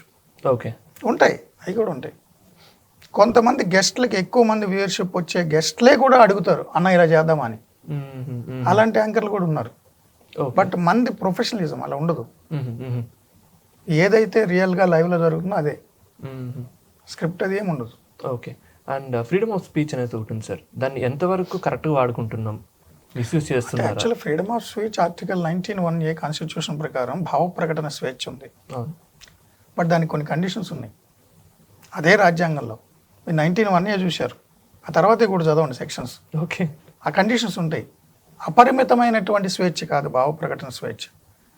నీ భావాలను నువ్వు ఎక్స్ప్రెస్ చేయొచ్చు, ఆ స్వేచ్ఛ నీకు ఉంది. కానీ ఆ భావం వల్ల దేశం అంతర్గత కల్లోలను గురి కాకూడదు, విదేశీ సంబంధాలు దెబ్బతినకూడదు, లా అండ్ ఆర్డర్ దెబ్బతినకూడదు, పబ్లిక్ ఆర్డర్ దెబ్బతినకూడదు, ఎదుటి వాళ్ళ యొక్క పరువుకు భంగం కలగకూడదు. ఇలాంటి కండిషన్స్ ఉన్నాయి. ఏ భావ ప్రకటన స్వేచ్ఛ అయినా అలాగే ఉండాలి. ఫ్రీ స్పీచ్ అంటే హేట్ స్పీచ్ కాదు. ఓకే. సో ఆ కండిషన్స్ లేకపోతే అసలు ఇంకెవరు పడితే వాళ్ళు ఏది పడితే అది మాట్లాడితే ఇబ్బందే. బట్ అలాగని భయంకరమైన కండిషన్స్ భావ ప్రకటన స్వేచ్ఛని హరించేసే అంత కంట్రోల్స్ ఉండకూడదు. ఆ థిన్ లైన్ ఉంటుంది, ఆ థిన్ లైన్ ఫాలో అవ్వాలి ఎవరైనా. ఓకే. అయితే హేట్ స్పీచ్ ఉందండి, ఇంక అర్థమే ఉంది. ఎవరిని పడితే వాళ్ళని బుద్ధులు తిట్టేసి నీ ఇష్టారాజ్యంగా నువ్వు మాట్లాడి నాకు భావ ప్రకటన ఉందంటే ఎలా కుదురుతుంది? కాదు కదా, నీ భావ ప్రకటన నీకు ఉంది. దేనికి ఉంది? నీ భావాల్ని ఫ్రీగా ఎక్స్ప్రెస్ చేసుకునేంత వరకు ఉంది. ఎదుటి వాళ్ళ భావాల్ని గుర్తించకపోవడమే కాదు, అసలు ఎదుటి వాళ్ళని మనిషిగానే చూడని అనేంత కాదు. సో దీనికి రిలేటెడ్ సార్ ప్రణీత్ హనుమంతు అని చెప్పి తెలుగులో యూట్యూబర్, దెన్ రీసెంట్గా పాడ్కాస్ట్ రణ్వీర్, సో వాళ్ళిద్దరి పైన చాలా కేసెస్ అయ్యాయి. సో దాని గురించి మీ స్టాండ్ ఏంటి సార్? అంటే ఇప్పుడు ఆ ప్రవీణ్ హనుమంత్ మీద నేను కూడా షో చేశాను, అవును, టీఫైలో కూడా షో చేశాను. అంటే ఇప్పుడు మనం ఉన్నది రాబిన్సన్ క్రూసో లాగా ఎక్కడో ఒంటరిగా బతకట్లా, సంఘజీవి, సొసైటీలో బతుకుతున్నాం. కాబట్టి సొసైటీకి సంబంధించి కొన్ని యాక్ట్లు, చట్టాలు, కొన్ని నామ్స్ ఉన్నాయి. వాటిని ఫాలో అవ్వాల్సిన బాధ్యత ఎవరికైనా ఉంటుంది. నువ్వు సెలబ్రిటీవి కాబట్టి, నీకు ఎక్కువ వ్యూవర్షిప్ ఉంది కాబట్టి, నువ్వు ఏది పడితే అది మాట్లాడతాను అంటే నీ వ్యక్తిత్వం బయటపడుతుంది. అంతవరకు నీకున్న వ్యూవర్షిప్ కానీ, ఫాలోవర్స్ కానీ, పెద్ద పెద్ద వాళ్ళు ఫాలో అయ్యే నిన్ను అన్ఫాలో చేశారు అంటే నీ జ్ఞానం ఆ రోజు బయటపడింది. నువ్వు చదువుకునే చదువు, నువ్వు చదువుకునే బుక్స్, నువ్వు ఫాలో అయినటువంటి వాల్యూస్, ఇవన్నీ కూడా మ్యాటర్స్. ఎందుకంటే నువ్వు మహిళని ఎలా చూస్తున్నావు, తల్లిదండ్రులు పిల్లల మధ్య సంబంధాలను ఎలా చూస్తున్నావు, ఇవన్నీ నీకు తెలియాలి కదా. ఇవన్నీ తెలియకుండా అనాగరికంగా మాట్లాడతాను అంటే ఇబ్బంది వస్తుంది. నీ ఫాలోవర్స్ పెరిగినప్పుడు ఎలా హ్యాపీ ఫీల్ అయ్యో, అన్ఫాలో అయినప్పుడు కూడా అంతే. నీ మీద కేసులు పడినప్పుడు నువ్వు అనుభవించాలి, ఫేస్ చేయాలి. ఎందుకంటే ఇప్పుడు మనం చూసే కోణాన్ని బట్టి ఉంటుందండి, నీ దృక్కోణాన్ని బట్టి ఉంటుంది, నీ దృష్టికోణాన్ని బట్టి ఉంటుంది, నువ్వు చదువుకున్న చదువుని బట్టి ఉంటుంది, సమాజాన్ని అబ్జర్వ్ చేసే విధానాన్ని బట్టి ఉంటుంది. నువ్వు ఎదుటి వాళ్ళని, వాళ్ళ ఇంట్లో ఆడవాళ్ళని తిట్టి, మహిళలను తిట్టి, లేదు నీ పురుషాధిక్య ఫ్యూడల్ భావజాలాన్ని ప్రదర్శించడానికి నీ ప్రత్యర్థిని ఏం చేయలేక ప్రత్యర్థి భార్యను తిట్టి, ప్రత్యర్థి కూతురుని తిట్టి, ఆఖరికి వాళ్ళ కార్యకర్తలతో నీ ఇంట్లో వాళ్ళని తిట్టించుకొని నువ్వు ఏ కోణంలో ఆలోచిస్తున్నావు? నువ్వు అనాగరికంగా ఉన్నావు కదా, ఆటవికంగా ఆలోచనలు చూస్తున్నావు కదా, మోడర్నైజ్ థాట్ ప్రాసెస్ నీకు లేదు కదా. మోడర్నైజ్ థాట్ ప్రాసెస్ లేని నువ్వు మహిళల్ని కించపరచడం, మహిళల్ని కించపరిపించేలా చేసుకోవడం, అది మాత్రమే నీ బలం. గట్టిగా మాట్లాడితే మగతనం, ఇలాంటి మాటలు మాట్లాడతారు చూడు. వాళ్ళు ఏ ప్లేన్లో ఉన్నట్టు, వాళ్ళు ఏ ప్లేన్లో ఉన్నట్టు తెలియాలి కదా, వాళ్ళకి నాలెడ్జ్ ఉండాలి కదా. నువ్వు ఇన్ఫ్లుయెన్సర్వి, ఏం ఇన్ఫ్లుయెన్స్ చేస్తున్నావు అంటే ఇంతకాలం నీ అసలు కోర్ ఏది ఉందో అది ఇప్పుడు బయటకు రాలేదు కాబట్టి నువ్వు పెద్ద సెలబ్రిటీ అనుకున్నారు జనం. ఓకే, నీ థాట్ ప్రాసెస్ బయటకు వచ్చింది. అరే ఇంత చీపా అనిపిస్తుంది కదా. సో తండ్రి కూతుర్ని ఎలా చూస్తారు? మన సొసైటీలో కాదు, ఏ సొసైటీలోనా. బట్ నీకు అనాగరిక భావజాలాన్ని నువ్వు ఎక్స్ప్రెస్ చేసావంటే నిన్ను ఎలా చూస్తారు జనం? అనాగరికంగానే చూస్తారు. ఫేస్ చేయాలి. నువ్వు సమాజంలో ఉన్నావు కదా. సమాజంలో ఉన్నప్పుడు సమాజం నేను ఎలా చూస్తుంది, సమాజంలో ఉన్న వాల్యూస్ ఏంటి. అందుకని ఇప్పుడు రాజకీయ నాయకుల భాష కూడా మీసాలు మెలేయడం, తొడగొట్టడం, గాజులు దొడుక్కున్నావా అంటారు. అంటే ఏంటి? గాజులు దొడుక్కున్న వాళ్ళు బలహీనలనా? ఎప్పటి కాలం భాష ఇది? భారతదేశానికి ఎప్పుడు ఇందిరాగాంధీ ప్రధాని అయ్యారు? ఎప్పుడు శ్రీలంకకి సిరిమావ బండారనాయక ప్రధాని అయ్యారు? ఎప్పుడు పక్క దేశాల్లో బెంజూరు భుట్టో ప్రధానులు అయ్యారు? సో దేశాధినేతలుగా మహిళలు ఉన్నప్పుడు కూడా నువ్వేదో బలమైన జెండర్ అని, వాళ్ళు వీకెస్ట్ జెండర్ అని, వాళ్ళ మీద ఆధిపత్యం అనేది ఏదో శృంగారపరమైంది అనుకుని నీ భాష మాట్లాడి నువ్వు ఏ ప్లేన్లో ఉన్నావు? నీ నాలెడ్జ్ అదా? ఇప్పటికి కూడా నీ ప్రత్యర్థులనో లేదా నీకు నచ్చిన వాళ్ళనో తిట్టాలంటే వాళ్ళ అమ్మనో, వాళ్ళ చెల్లినో, వాళ్ళ భార్యనో తిట్టడం, తృప్తి పొందడం. అందుకని కౌంటర్గా వాళ్ళు నీ భార్యను తిడతారు. వాళ్ళ ఇంట్లో వాళ్ళు నిన్నేం చేశారు? నీ ఇంట్లో ఉన్న భార్యను ఆమె ఏం తప్పు చేసింది? ఏంటి? ఏ ప్లేన్లో ఉన్నావు నువ్వు?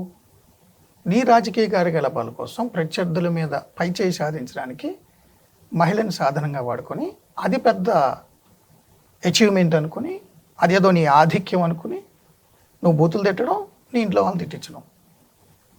నీ అక్కడితో ఆగిందా నీ ఆలోచన ధోరణి? పిల్లల మీద, వృద్ధుల మీద, అసలు సంబంధాల మీద, ఒక ఒక పురుషుడు స్త్రీ కలిసి ఉన్నారంటే వాళ్ళిద్దరికి ఏదో ఉందనేసి ఇప్పుడు ఆమెను కూడా నువ్వే థాట్ పోలీసింగ్ చేసేసి, థాట్ పోలీసింగ్ ఎలా చేస్తావు నువ్వు? మారల్ పోలీసింగ్ నువ్వు ఎలా చేస్తావు? వాళ్ళ స్థాయి అది. అది చదువుకోవాలి కదండి, కొంచెం నాలెడ్జ్ ఉండాలి కదా. ఇప్పుడు సమాజంలో నువ్వు సెలబ్రిటీ అయ్యావంటే నువ్వు చదువుకుని ఎంబీఏ జర్నలిజమో లా గురించి నేను మాట్లాడలే.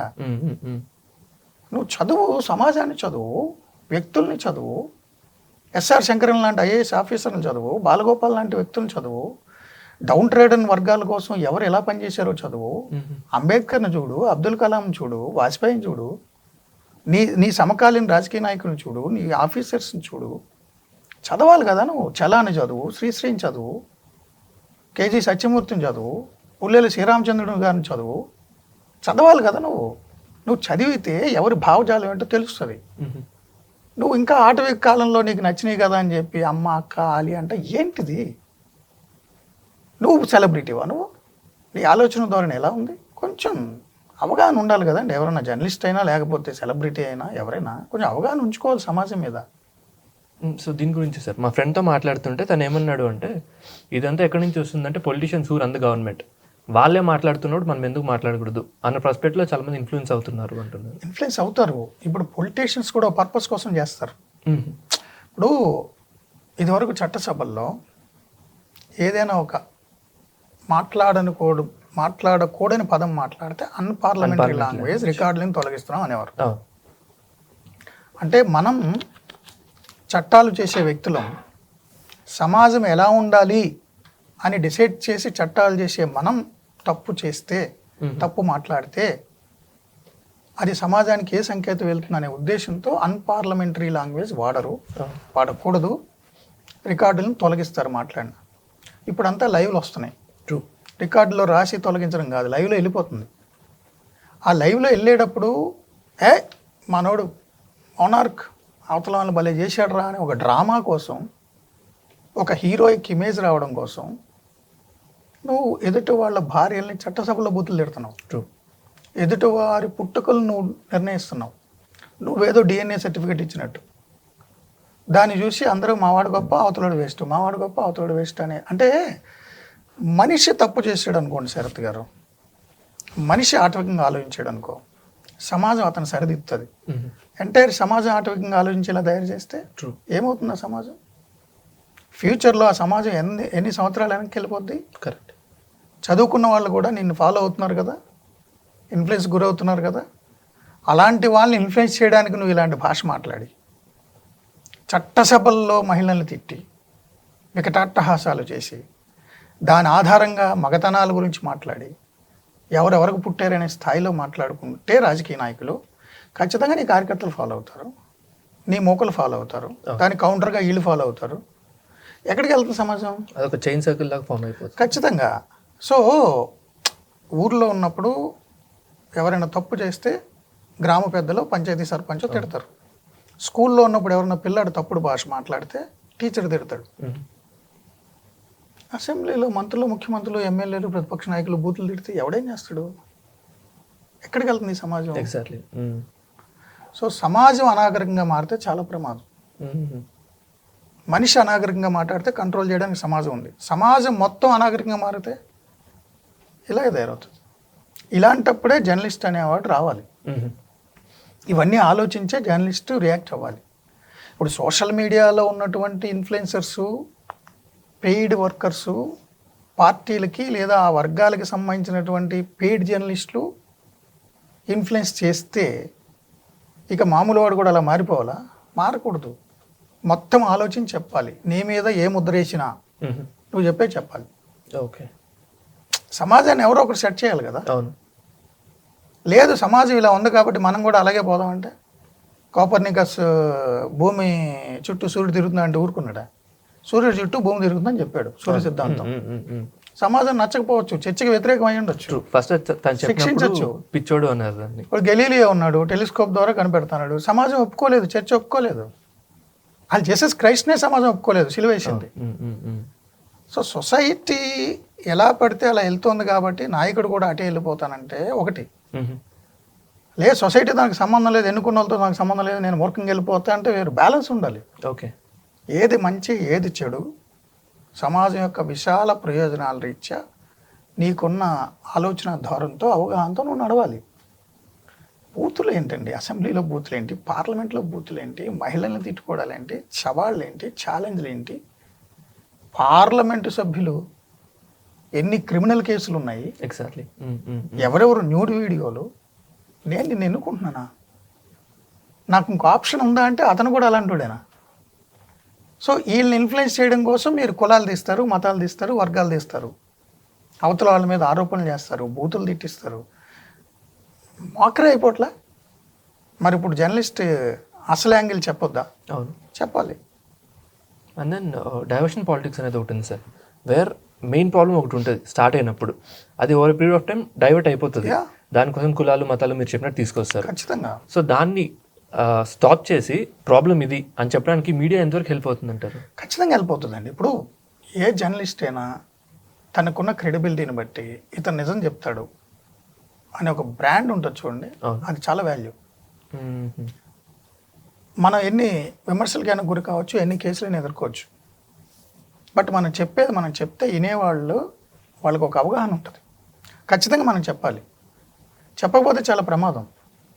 ఇప్పుడు ప్రభుత్వాలు ఇప్పుడే కాదండి, ఎప్పటి నుంచో సొసైటీలో అధికారంలో ఉన్నవాడు ఇష్టారాజ్యంగా తన అధికారాన్ని కాపాడుకోవడానికి, మరింత బలోపేతం చేసుకోవడానికి, ఎదుటివాడు ఎప్పటికీ అధికారంలో రాకుండా ఉండడానికి తనకున్న అధికారాన్ని వాడుకుని అరాచకాలు చేస్తాడు. ఖచ్చితంగా చేస్తాడు. అరాచకాలు చేసే వ్యక్తి కులం వాడతాడు, మతం వాడతాడు, లేనిపోని ఆరోపణలు చేస్తాడు, అక్రమ కేసులు ఇరికిస్తాడు. సహజం ఇవన్నీ. అయినా నువ్వు చెప్పాలి. ఓకే. నువ్వు ఎంచుకున్న ప్రొఫెషన్ అలాంటిది కాబట్టి నువ్వు దేనికో భయపడి లేదా దేనికో ప్రలోభపడి ఇక నా కులం వాడనో, నా మతం వాడనో, నా పార్టీ వాడనో నువ్వు వెళ్తానంటే ఇక అర్థమే లేదు. అదే సార్, సో ఎలక్షన్స్ జరిగి ప్రభుత్వం మారిన ప్రతిసారి మూర్తి గారికి కొత్త కులం అంటగడుతున్నారు.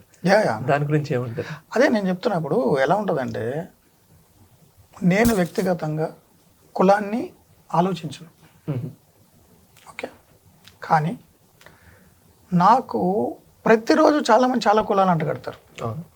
నాకు నవ్వు వస్తుంది. ఇప్పుడు మీరు మీడియాలోకి వెళ్ళి నేను ఏదైనా షో చేస్తే కింద చూడండి కామెంట్స్, ఆ పర్టికులర్ కులం పేరు చెప్పి నన్ను బూతులు తిడుతూ కామెంట్స్ పెడతారు. అందులో 90 మంది వాళ్ళ సామాజిక వర్గానికి సంబంధించిన పేరు ఉంటుంది. మీకు అర్థమైందా వాళ్ళ పర్సెప్షన్? సో అండ్ సో సామాజిక వర్గానికి సంబంధించిన పేరు చివరిలో తోకున్న వాళ్ళే 100లో 98 మంది వచ్చి నాది ఏదో కులం అనుకుని ఆ కులాన్ని తిడతారు. నీ కులపిచ్చా వాళ్ళు. నువ్వేంటి, నాది ఆ కులం కాదనే విషయం తర్వాత చెప్తా, అది పక్కన పెట్టండి. నువ్వు అనుకుంటున్న కులం నాది కాదు అంటే నాకు కులం లేదు. నువ్వు అనుకుంటున్న కులంలో నేను పుట్టలేదు, నాకు కులం లేదు. మీరు అనుకుంటున్న కులంలో నేను పుట్టలేదు. కానీ నాకు కులపిచ్చి ఉందని తిడుతున్న వాళ్ళందరూ కులాన్ని రిప్రజెంట్ చేస్తున్నారు. నీ సంగతి ఏంటంటున్నా? నా గురించి వదిలే, ఎందుకంటే నా గురించి బేసిక్ నాలెడ్జ్ కూడా నీకు లేదు, నేనే రియాక్ట్ అవుతా, వదిలే. బట్ నువ్వేంటి, ఇప్పుడు ఎదటో నువ్వు కులం ఉంది తిడుతున్నావు కదా కులపిచ్చి ఉందని, అది తప్పుడు ఇన్ఫర్మేషనే పక్కన పెట్టు. నీకేముంది, నువ్వెందుకు తిడుతున్నావు అంటే నీకు పర్టికులర్ కులం మీద ద్వేషం ఉందని, నీకు పర్టికులర్ కులం మీద అభిమానం ఉందని. సో నువ్వు ఊరికే 100 మెసేజ్లు పంప్ చేస్తే నేను ఇన్ఫ్లుయెన్స్ గురవుతున్నా. నథింగ్ డూయింగ్, కేర్ నాట్, లెక్కే చేయను నేను. ఫస్ట్ అలా నేను ఏ కులంలో పుట్టిన వాడికి తెలియదు అంటున్నా.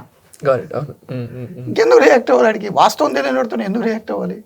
పోనీ అతను జెన్యూనా కాదు, అతను ఏదో కులాన్ని ఇచ్చేయడానికి, ఏదో కులానికి మంచి జరుగుతుందేమో నా షో వల్లని ఆ వెనక తోక కూడా తీయకుండా వస్తాడు. 200-300 తోకలు వస్తాయి నాకు తోక తగిలించి.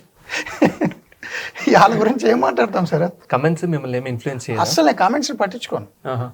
ఇప్పుడు సపోజ్ ఒక సబ్జెక్ట్ ఉందండి, ఆ పర్టికులర్ సబ్జెక్ట్ మీద షో చేయాలని డిసైడ్ అయ్యా, ఆ పర్టికులర్ సబ్జెక్ట్ మీద ప్రిపేర్ అవుతా, డాక్యుమెంట్స్ అన్నీ తీస్తా, ఆ పర్టికులర్ సబ్జెక్ట్ మీద యాక్ట్ ఏముంది, చట్టం ఏం చెప్తుంది, రూల్స్ ఏంటి, ఎవరెవరు ఏమన్నారు, అది చేస్తే మంచి ఏంటి చెడేంటి, దానికి సంబంధించిన కన్సర్న్ పర్సన్స్తో మాట్లాడతా, లాయర్స్తో మాట్లాడతా, ఎక్స్పర్ట్స్ ఒపీనియన్ తీసుకుంటా, మధ్యాహ్నం నుంచి హోంవర్క్ ప్రిపేర్ చేస్తా.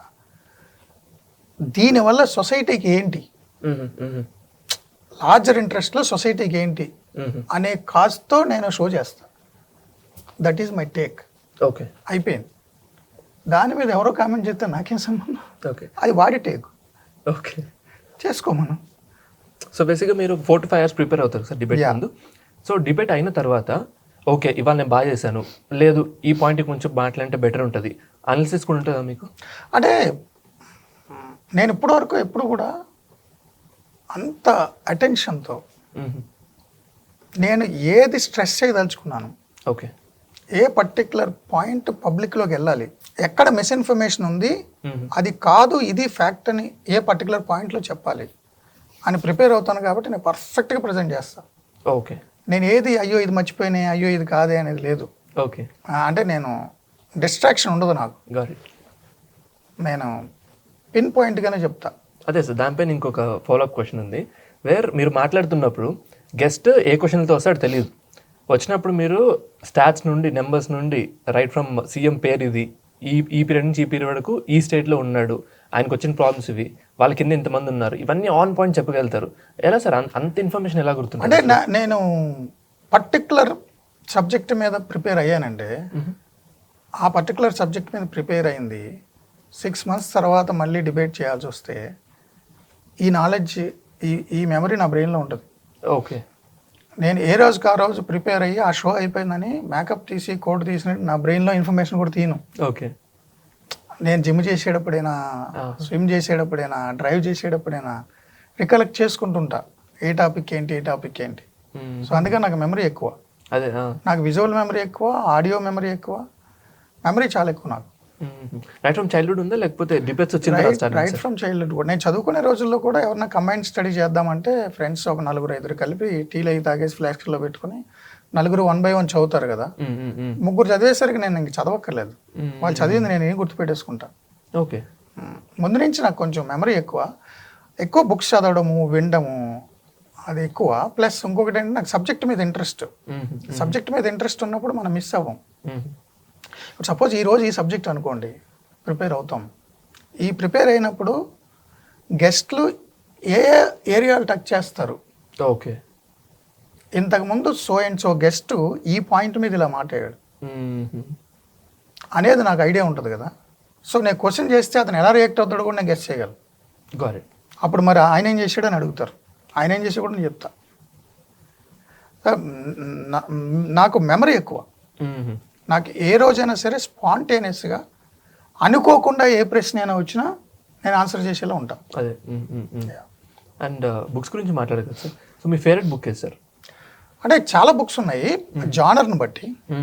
ఇప్పుడు మనం సొసైటీ గురించి మాట్లాడుతున్నాము, సమాజం గురించి మాట్లాడుతున్నాం కాబట్టి ఇప్పుడు జార్జ్ ఆర్వెల్ బుక్స్ 2 ఉంటాయి. ఒకటి యానిమల్ ఫామ్, అంటే అది రష్యన్ విప్లవాన్ని బేస్ చేసుకుని. ఓకే. George Orwell. ఇప్పుడు మనకు పంచతంత్ర కథలు ఎలా ఉంటాయి, పరవశ చిన్నసూరి గారు పక్షుల రూపంలో, జంతువుల రూపంలో మిత్రలాభం, మిత్రభేదం, మిత్రధర్మం ఇలా ఎలా రాస్తారో జంతువుల రూపంలో సంకేతాత్మకంగా అలా అతను జంతువులను పెట్టి ఒక స్టోరీ రాశారు, యానిమల్ ఫామ్, జార్జ్ ఆర్వెల్. అంటే అద్భుతమైన బుక్ అది. ఓకే. ఏదైనా ఉద్యమం జరిగినా, ఏదైనా ఒక అంశానికి సంబంధించి ప్రేరేపించిన రాజకీయ నాయకులు లేదా ఆ సంబంధిత లీడర్స్, ఆ ఉద్యమ నాయకులు ఉద్యమం ప్రారంభించేటప్పుడు, లేదు సో అండ్ సో పార్టీ ప్రారంభించేటప్పుడు, సో అండ్ సో సమాజానికి సంబంధించిన సంస్థను ప్రారంభించేటప్పుడు వాళ్ళు ఉన్నత లక్ష్యాలతో మొదలుపెట్టిన ఒకసారి అధికారం అనేది వంటబడితే వాళ్ళు కూడా అంతకుముందు ఉన్న వాళ్ళు ఎవరి మీద అయితే శత్రువుల మీద వీళ్ళు పోరాడి సాధించారో అంతకంటే ఘోరంగా ఎలా తయారవుతారు అనే స్టోరీ యానిమల్ ఫామ్ అని. అది రెండు పిక్స్ సంకేతాత్మకంగా ఉంటుంది ఆ story. Okay. Okay. Napoleon, snowball అని 2 పిగ్స్ ఒక హ్యూమన్ బీయింగ్ నడిపే ఫామ్ లో ఉంటారు. ఒక మనిషి, ఒక ఫామ్, ఆ ఫామ్ లో 2 పిగ్స్. మనమంతా కూడా ఈక్వల్ యానిమల్స్, అందరూ కూడా మనందరూ యానిమల్స్. మన మధ్య భేదాలు ఉండకూడదు. నువ్వు పిగ్గనో, నువ్వు కుందేలనో, నువ్వు పక్షనో, నువ్వు గుర్రమనో ఉండొద్దు. మనని వేరే రేస్కి సంబంధించిన హ్యూమన్ బీయింగ్ కంట్రోల్ చేస్తున్నాడు, మన శక్తిని అంతా దోపిడీ చేస్తున్నాడు, మనకి ఇంతే తిండి పడేస్తున్నాడు, అసలు లబ్ధి అతను పొందుతున్నాడు. సో ఇతని మీద మనం తిరగబడాలి, మనకి స్వేచ్ఛ కావాలి, మనం చేసే పనికి సరైన వేతనం కావాలి. పిగ్ ఇంత కష్టపడుతుంది ఇవ్వాలి, గుర్రం మీద ఇంత వేస్తున్నారు, గాడిద చాకరీ చేస్తుంది, ఈ లబ్ధి అంతా అతను పొందేస్తున్నాడు. సో మనం అమాంగ్ యానిమల్స్ మన మధ్య ఈక్వాలిటీ ఉండాలి, మనం ఫైట్ చేసి అతన్ని తరిమేయాలి ఓకే. అని ఈ 2 పిక్స్ ఉద్యమం చేసి అందరినీ ఈక్వల్ చేసి యానిమల్ అంతా ఒకటి అని హ్యూమనిజం లాగా యానిమలిజం అని ఒకటి పెట్టి అతనికి వ్యతిరేకంగా ఫైట్ చేసి ఉద్యమం చేసి దాడి చేసి అతను పంపించేస్తారు. పంపించేసిన తర్వాత ఒకసారి అధికారం వచ్చింది కదా, ఈ పిక్స్ ఎలా ఉన్నాయి, ఓకే. మళ్ళీ శత్రువు మన మీద దాడి చేయకూడదు కాబట్టి మనం బలంగా ఉండాలి, కొంచెం ఎక్కువ మనం ఉత్పత్తి చేయాలి, ఎక్కువ సంపాదన సంపాదించాలని అతనికంటే ఎక్కువ చాకరీ చేయిస్తాయి మిగిలిన జంతువులతో. ఈ 2 ఓకే ఓకే. లబ్ధి ఎవరు పొందుతారు? అల్టిమేట్గా ఒక విండోలో చూస్తే పందులు 2 కాళ్ళ మీద నడుస్తాయి, బాగా బలిసిపోయి తిని ఆ దోపిడీని శ్రమ దోపిడీ చేసి తిని పిక్స్ అన్ని 2 కాళ్ళ మీద నడిచి హ్యూమన్ బీయింగ్గా మారుతాయి. ఓకే. ఒక స్థాయి వచ్చిందా స్నోబాల్ని కూడా ఎల్లగొట్టేస్తుంది నెపోలియన్. అధికారం కోసం మళ్ళీ ఏళ్ళు కొట్టలాట. ఓకే. అంటే లక్ష్యం మొదలైనప్పుడు ఎంత ఉన్నతంగా ఉంటుంది, అధికారం వచ్చినా మీరు ఎలా తయారవుతారు అనేది అద్భుతమైన స్టోరీ. సో మచ్ ఇప్పుడు జరుగుతున్న దాంతో రిలేటెడ్. మీరు దేన్నైనా రిలవెంట్ చేసుకోవచ్చు, దాని రిలవెన్స్ ఉంటుంది దానికి. హ్యూమన్ సైకాలజీ ఎలా ఉంటుందని. అదే జార్జ్ ఆర్వెల్ 1984 అని ఒక బుక్ రాశారు, అద్భుతమైన పుస్తకం. మీరు ఇప్పుడు కూడా వింటూ ఉంటారు, big brother is watching you అని. Big brother. సో ఆ సమాజంలో అధికారం కోసం ప్రభుత్వం పార్టీ మొత్తం క్యాప్చర్ చేసి ప్రజలు ఎవరికి స్వేచ్ఛ లేకుండా చేసి, మాట్లాడే స్వేచ్ఛ లేకుండా థాట్ పోలీసింగ్ చేసి, అసలు మీ థాట్ను కూడా పోలీస్ చేస్తారు, మీ భావ ప్రకటనను కూడా మార్చేస్తారు. నీకు సొంత ఆలోచన ఉండకూడదు, పార్టీ ఆలోచన నీకు ఉండాలి. నీకు డబుల్ థింక్, ఈ వర్డ్స్ అన్నీ అక్కడి నుంచి వచ్చినాయి. బిగ్ బ్రదర్ వాచింగ్ యూ అంటే నిన్ను ప్రభుత్వము పూర్తిగా తన గుప్పిట్లో పెట్టేసుకుంటుంది సమాజాన్ని. మనుషులకి సొంత ఆలోచనలు కూడా ఉండకూడదు. నువ్వు ఉన్నావు, నువ్వు ఒక ఉమెన్ లవ్ చేస్తావు, ఆ ఉమెన్ లవ్ చేసి హ్యాపీ అనుకుంటావు, అది ట్రాప్. ఆ తర్వాత నేను పనిష్ చేస్తాను. నువ్వు ఉమెన్ లవ్ చేయకూడదు, బిగ్ బ్రదర్ని లవ్ చేయాలి. ఓకే. అంటే నీకు స్వేచ్ఛ ఉండదు, మాట్లాడే స్వేచ్ఛ ఉండదు, ఆలోచించే స్వేచ్ఛ ఉండదు, మొత్తం గవర్నమెంట్ అబ్జర్వ్ చేస్తుంటుంది, సర్వేలెన్స్. అద్భుతమైన పుస్తకం జార్జ్ ఆర్వెల్ది. చాలా బుక్స్ ఉన్నాయి. ఇప్పుడు ఆల్కెమిస్ట్ మీకు తెలిసి పాలకాయలో అద్భుతమైన బుక్, పాలకాయలో అది అద్భుతమైన పుస్తకం. బరాక్ ఒబామా రాసిన పుస్తకం ఒకటి ఉంటుంది. అండ్ పర్సనాలిటీ డెవలప్మెంట్ వైపు అయితే 5 AM క్లబ్ అని రాబిన్ శర్మ. అంటే ఫస్ట్ అవర్లోనే లేస్తే, ఎర్లీ మార్నింగ్ 5కి లేస్తే ఆ మొదటి గంట చాలా అద్భుతమైనటువంటి శక్తిని ఇస్తుంది. అదేదో 20-20-20 ఫార్ములా ఏదో చెప్తారు ఆయన. ధ్యానము, వ్యాయామం నేర్చుకోవాలి, ఇదే formula. That will tell already మనం 60% కంటే ముందే లేచాం. మనకు 1 or 2 hours ఎక్స్ట్రా కరెక్ట్. అది చాలా వాల్యుబుల్ అని, మోర్ ఇచ్చేసుకోవచ్చు అనే పుస్తకం కూడా ఉంటుంది. అదేవిధంగా చాలా ఉన్నాయి, చాలా బుక్స్ ఉన్నాయి. అటమిక్ హ్యాబిట్స్ అని మంచి బుక్ అది. అంటే 1% రూల్. నువ్వు రోజుకి 1% మెరుగు చేసుకో, లైఫ్లో అద్భుతంగా. డీప్ వర్క్ అని ఒక బుక్ ఉంటుంది పర్సనాలిటీ వైజ్. ఇదైతే ఇది ఫిక్షన్. అయితే ఇవి ఆటోబయోగ్రఫీస్ చాలా ఉన్నాయి, చాలా మంచి ఆటోబయోగ్రఫీస్. బరాక్ ఒబామాది ఉంది, అడాసిటీ ఆఫ్ ది హోప్ అని. అండ్ అబ్దుల్ కలాం ఉంది, పివి నరసింహారావు ఉన్నాయి.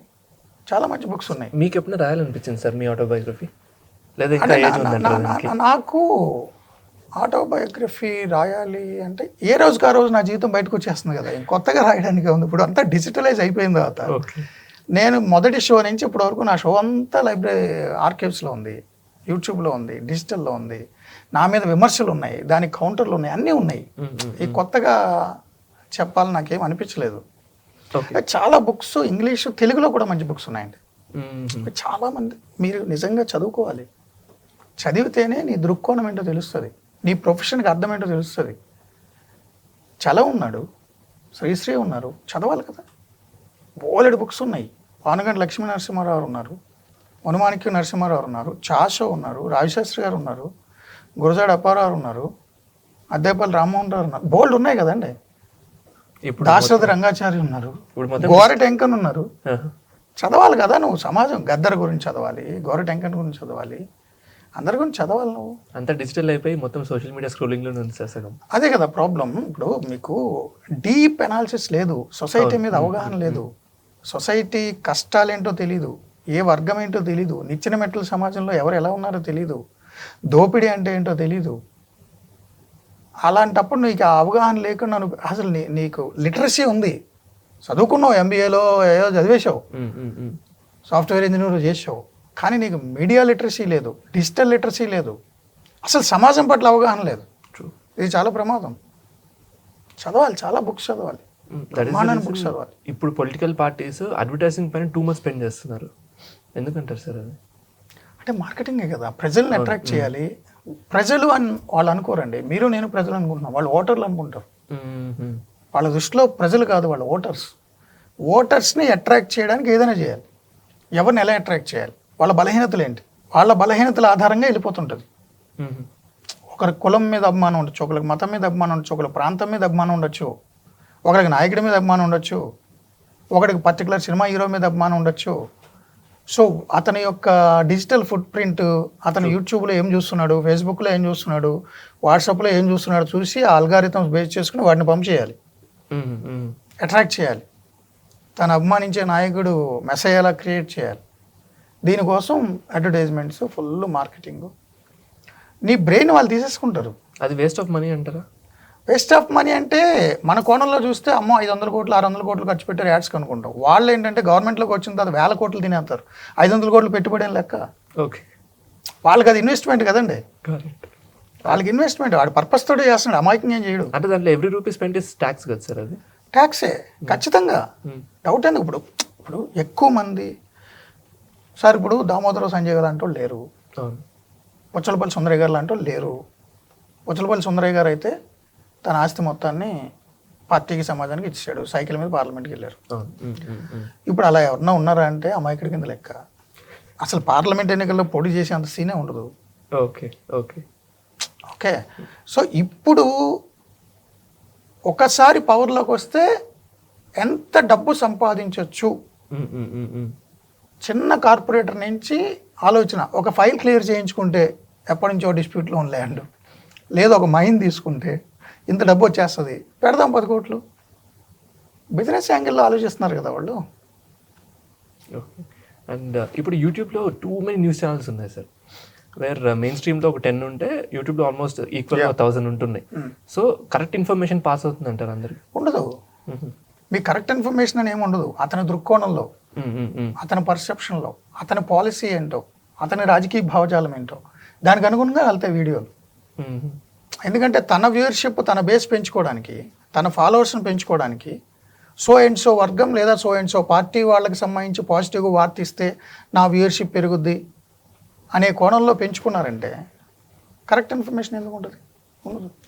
ఓకే. కరెక్ట్ ఇన్ఫర్మేషన్ కోసం ఆడియన్స్ వ్యూ మారాలి. ఇది విన్నారు, దీని కౌంటర్ ఏంటో కూడా వినాలి. ఓకే. సో ఉన్న అన్ని ఛానల్స్లో పర్టికులర్ పాయింట్ మీద ఏంటో చూసి వాళ్ళు ఒక ఒపీనియన్కి రావాలి. బట్ వాళ్ళు కూడా ఒక ఒపీనియన్తో ఉన్నారు కాబట్టి వాళ్ళకి నచ్చిన ఒపీనియన్ ఇచ్చిన ఛానల్ని ఫాలో అవుతానంటే గుడ్డు ముందా కోడి ముందా? ఓకే, అంతే. అంటే ఇప్పుడు ఫేక్ న్యూస్ వెళ్ళేంత ఫాస్ట్గా కరెక్ట్ ఇన్ఫర్మేషన్ రీచ్ అవ్వదు. అవును. సో ఈవెన్ యూట్యూబ్ ఛానల్స్ కూడా ఓకే ఫేక్ ఇన్ఫర్మేషన్కి ఎక్కువ రీచ్ వస్తుంది అన్న ప్రాస్పెక్ట్లో వెళ్ళిపోతున్నారు. ఇది ఆగుతుంది అంటారు ఎక్కడన్నా అసలు? అంటే ఒక చోట ఆగుతుంది. ఫస్ట్ టైం తమ్మునైలు చూసి ఇదేదో పెద్ద వార్తని చూసేస్తారు, అది 40 నిమిషాలు ఉంటుంది. ఓకే. ఎక్కడ తమ్మునైలతో లింక్ ఉండదు. ఏందిరా ఇడని తిట్టుకుంటా. రెండోసారి ఏదో తమ్మునైలు పెడతాడు, ఈసారి ఫార్వర్డ్ చేసి చూస్తా ఎక్కడైనా దొరుకుద్దా ఈ తమ్మునైలు లింక్ అని. దొరకదు. తర్వాత ఆయన చూడడం మానేస్తాం. సో పర్సనల్ ఎక్స్పీరియన్స్ని బట్టే మిస్ఇన్ఫర్మేషన్ ఏంటో తెలుసుకుని వ్యూయర్ మానేస్తాడు. అది అది అతనికే తెలుస్తుంది. బట్ సమాజంగా మాత్రం ఒక దశకు వచ్చింది అది అర్థమైపోతుంది. ఓకే, ఇది మిస్ఇన్ఫర్మేషను, లేదు క్రెడిబుల్ న్యూస్ కోసం సెర్చ్ చేయాలరా అని వెళ్తారు. బట్ ఈ దశ ఉంటుంది కదా, ఈ దశలో లబ్ధి పొందేస్తారు ఆ ఛానల్స్ వాళ్ళైనా రాజకీయ నాయకులైనా. ఓకే. సో ఇంకా ఫ్యూచర్ ఆఫ్ మీడియా ఎలా ఉంటుంది సార్ డౌన్ లైన్ 10 years తర్వాత? అంటే 2035 అనుకోండి. యా, అంటే మొత్తం ఏఐ, ఆర్టిఫిషియల్ ఇంటెలిజెన్స్ అన్ని రంగాల్లో వచ్చినట్టే మీడియాలో కూడా వచ్చింది, వస్తుంది, ఇంకా ఎక్కువ అవుతుంది. బట్ ఏదైనా కానీ టెక్నాలజీని వాడుకుని తీరాలి. మైనస్లు ఉంటాయి కాక. ఇప్పుడు గన్ ఉంది, గన్ కల్చరు, కాల్చి చచ్చిపోతున్నారు. బట్ గన్ లేదంటే, కత్తి ఉంది, కత్తి ఒకదానికే వాడతారా? బట్ అలాగని కత్తులు లేకుండా చేయం కదా. సో టెక్నాలజీని కన్నా నువ్వు వాడుకోకపోతే వెనబడిపోతావు. అసలు ఈ ఒక సమాజాన్ని శాసించిన అద్భుతమైనటువంటి మీడియా హౌస్లు అవును. కొత్త టెక్నాలజీని అందిపుచ్చుకోక మూతపడిపోయినవి చాలా ఉన్నాయి. ట్రూ. చాలా అద్భుతమైన పేపర్. స్వాతంత్రోద్యమాన్ని ఒక ఉర్రూతొలగించి సమాజాన్ని నడిపించిన ఆంధ్రపత్రిక, ఆంధ్రప్రభ లాంటి పత్రికలు వెనబడ్డాయి. ఈనాడు దూసుకెళ్తూనే ఉంది. ప్రభుత్వాలు, ప్రభుత్వాధినేతలు, పెద్ద పెద్ద వ్యవస్థలు కంపీట్ చేసినా దూసుకెళ్తూనే ఉంది. ఎందుకంటే అప్డేట్ అవుతూ ఉంది. పాఠకుల అభిరుచులు తెలుసు. టెక్నాలజీని అందిపుచ్చుకుంటూ ఉంటుంది. టెక్నాలజీని అందిపుచ్చుకుంటూ ఉన్నంత కాలమే ఉంటుంది ఏదైనా, అదర్వైజ్ వెనకబడిపోద్ది. ఇండియన్ ఎక్స్ప్రెస్ ఒకప్పుడు, హిందూ ఒకప్పుడు. So media house, any media house టెక్నాలజీని అందిపుచ్చుకు తీరాలి, ఏఐని అందిపుచ్చుకు తీరాలి. అందిపుచ్చుకోకపోతే వెనకబడిపోతారు. కొత్త సంస్థలు వచ్చేస్తాయి. సో వచ్చే 10 ఏళ్లలో అంటే మొత్తం ఏఐ డామినేట్ చేస్తుంది.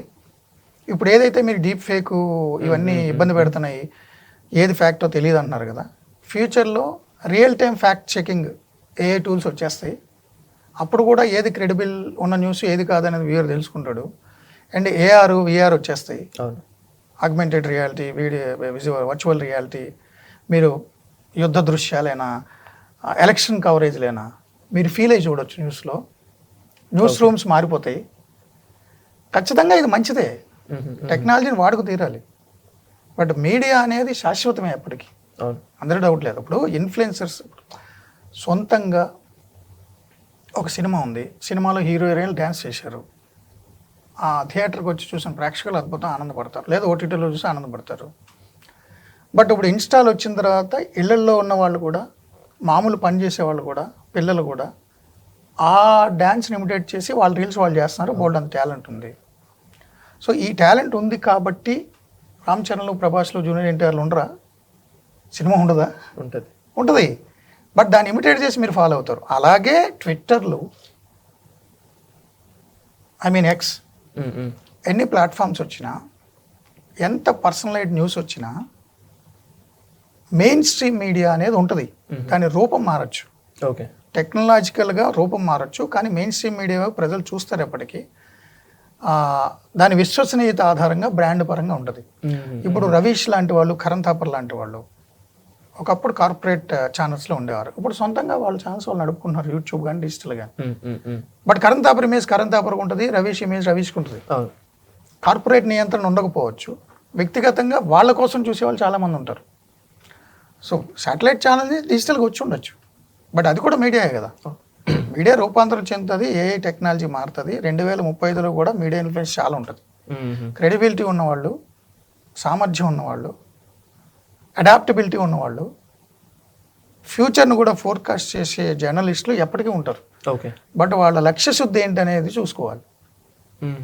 వాళ్ళ లక్ష్యశుద్ధి ఏంటి, ఎందుకోసం నువ్వు ఛానల్కి వచ్చావు, ఎందుకోసం సమాధానం చెప్తావు. ఎలక్టరేట్ని ఎడ్యుకేట్ చేయాలి.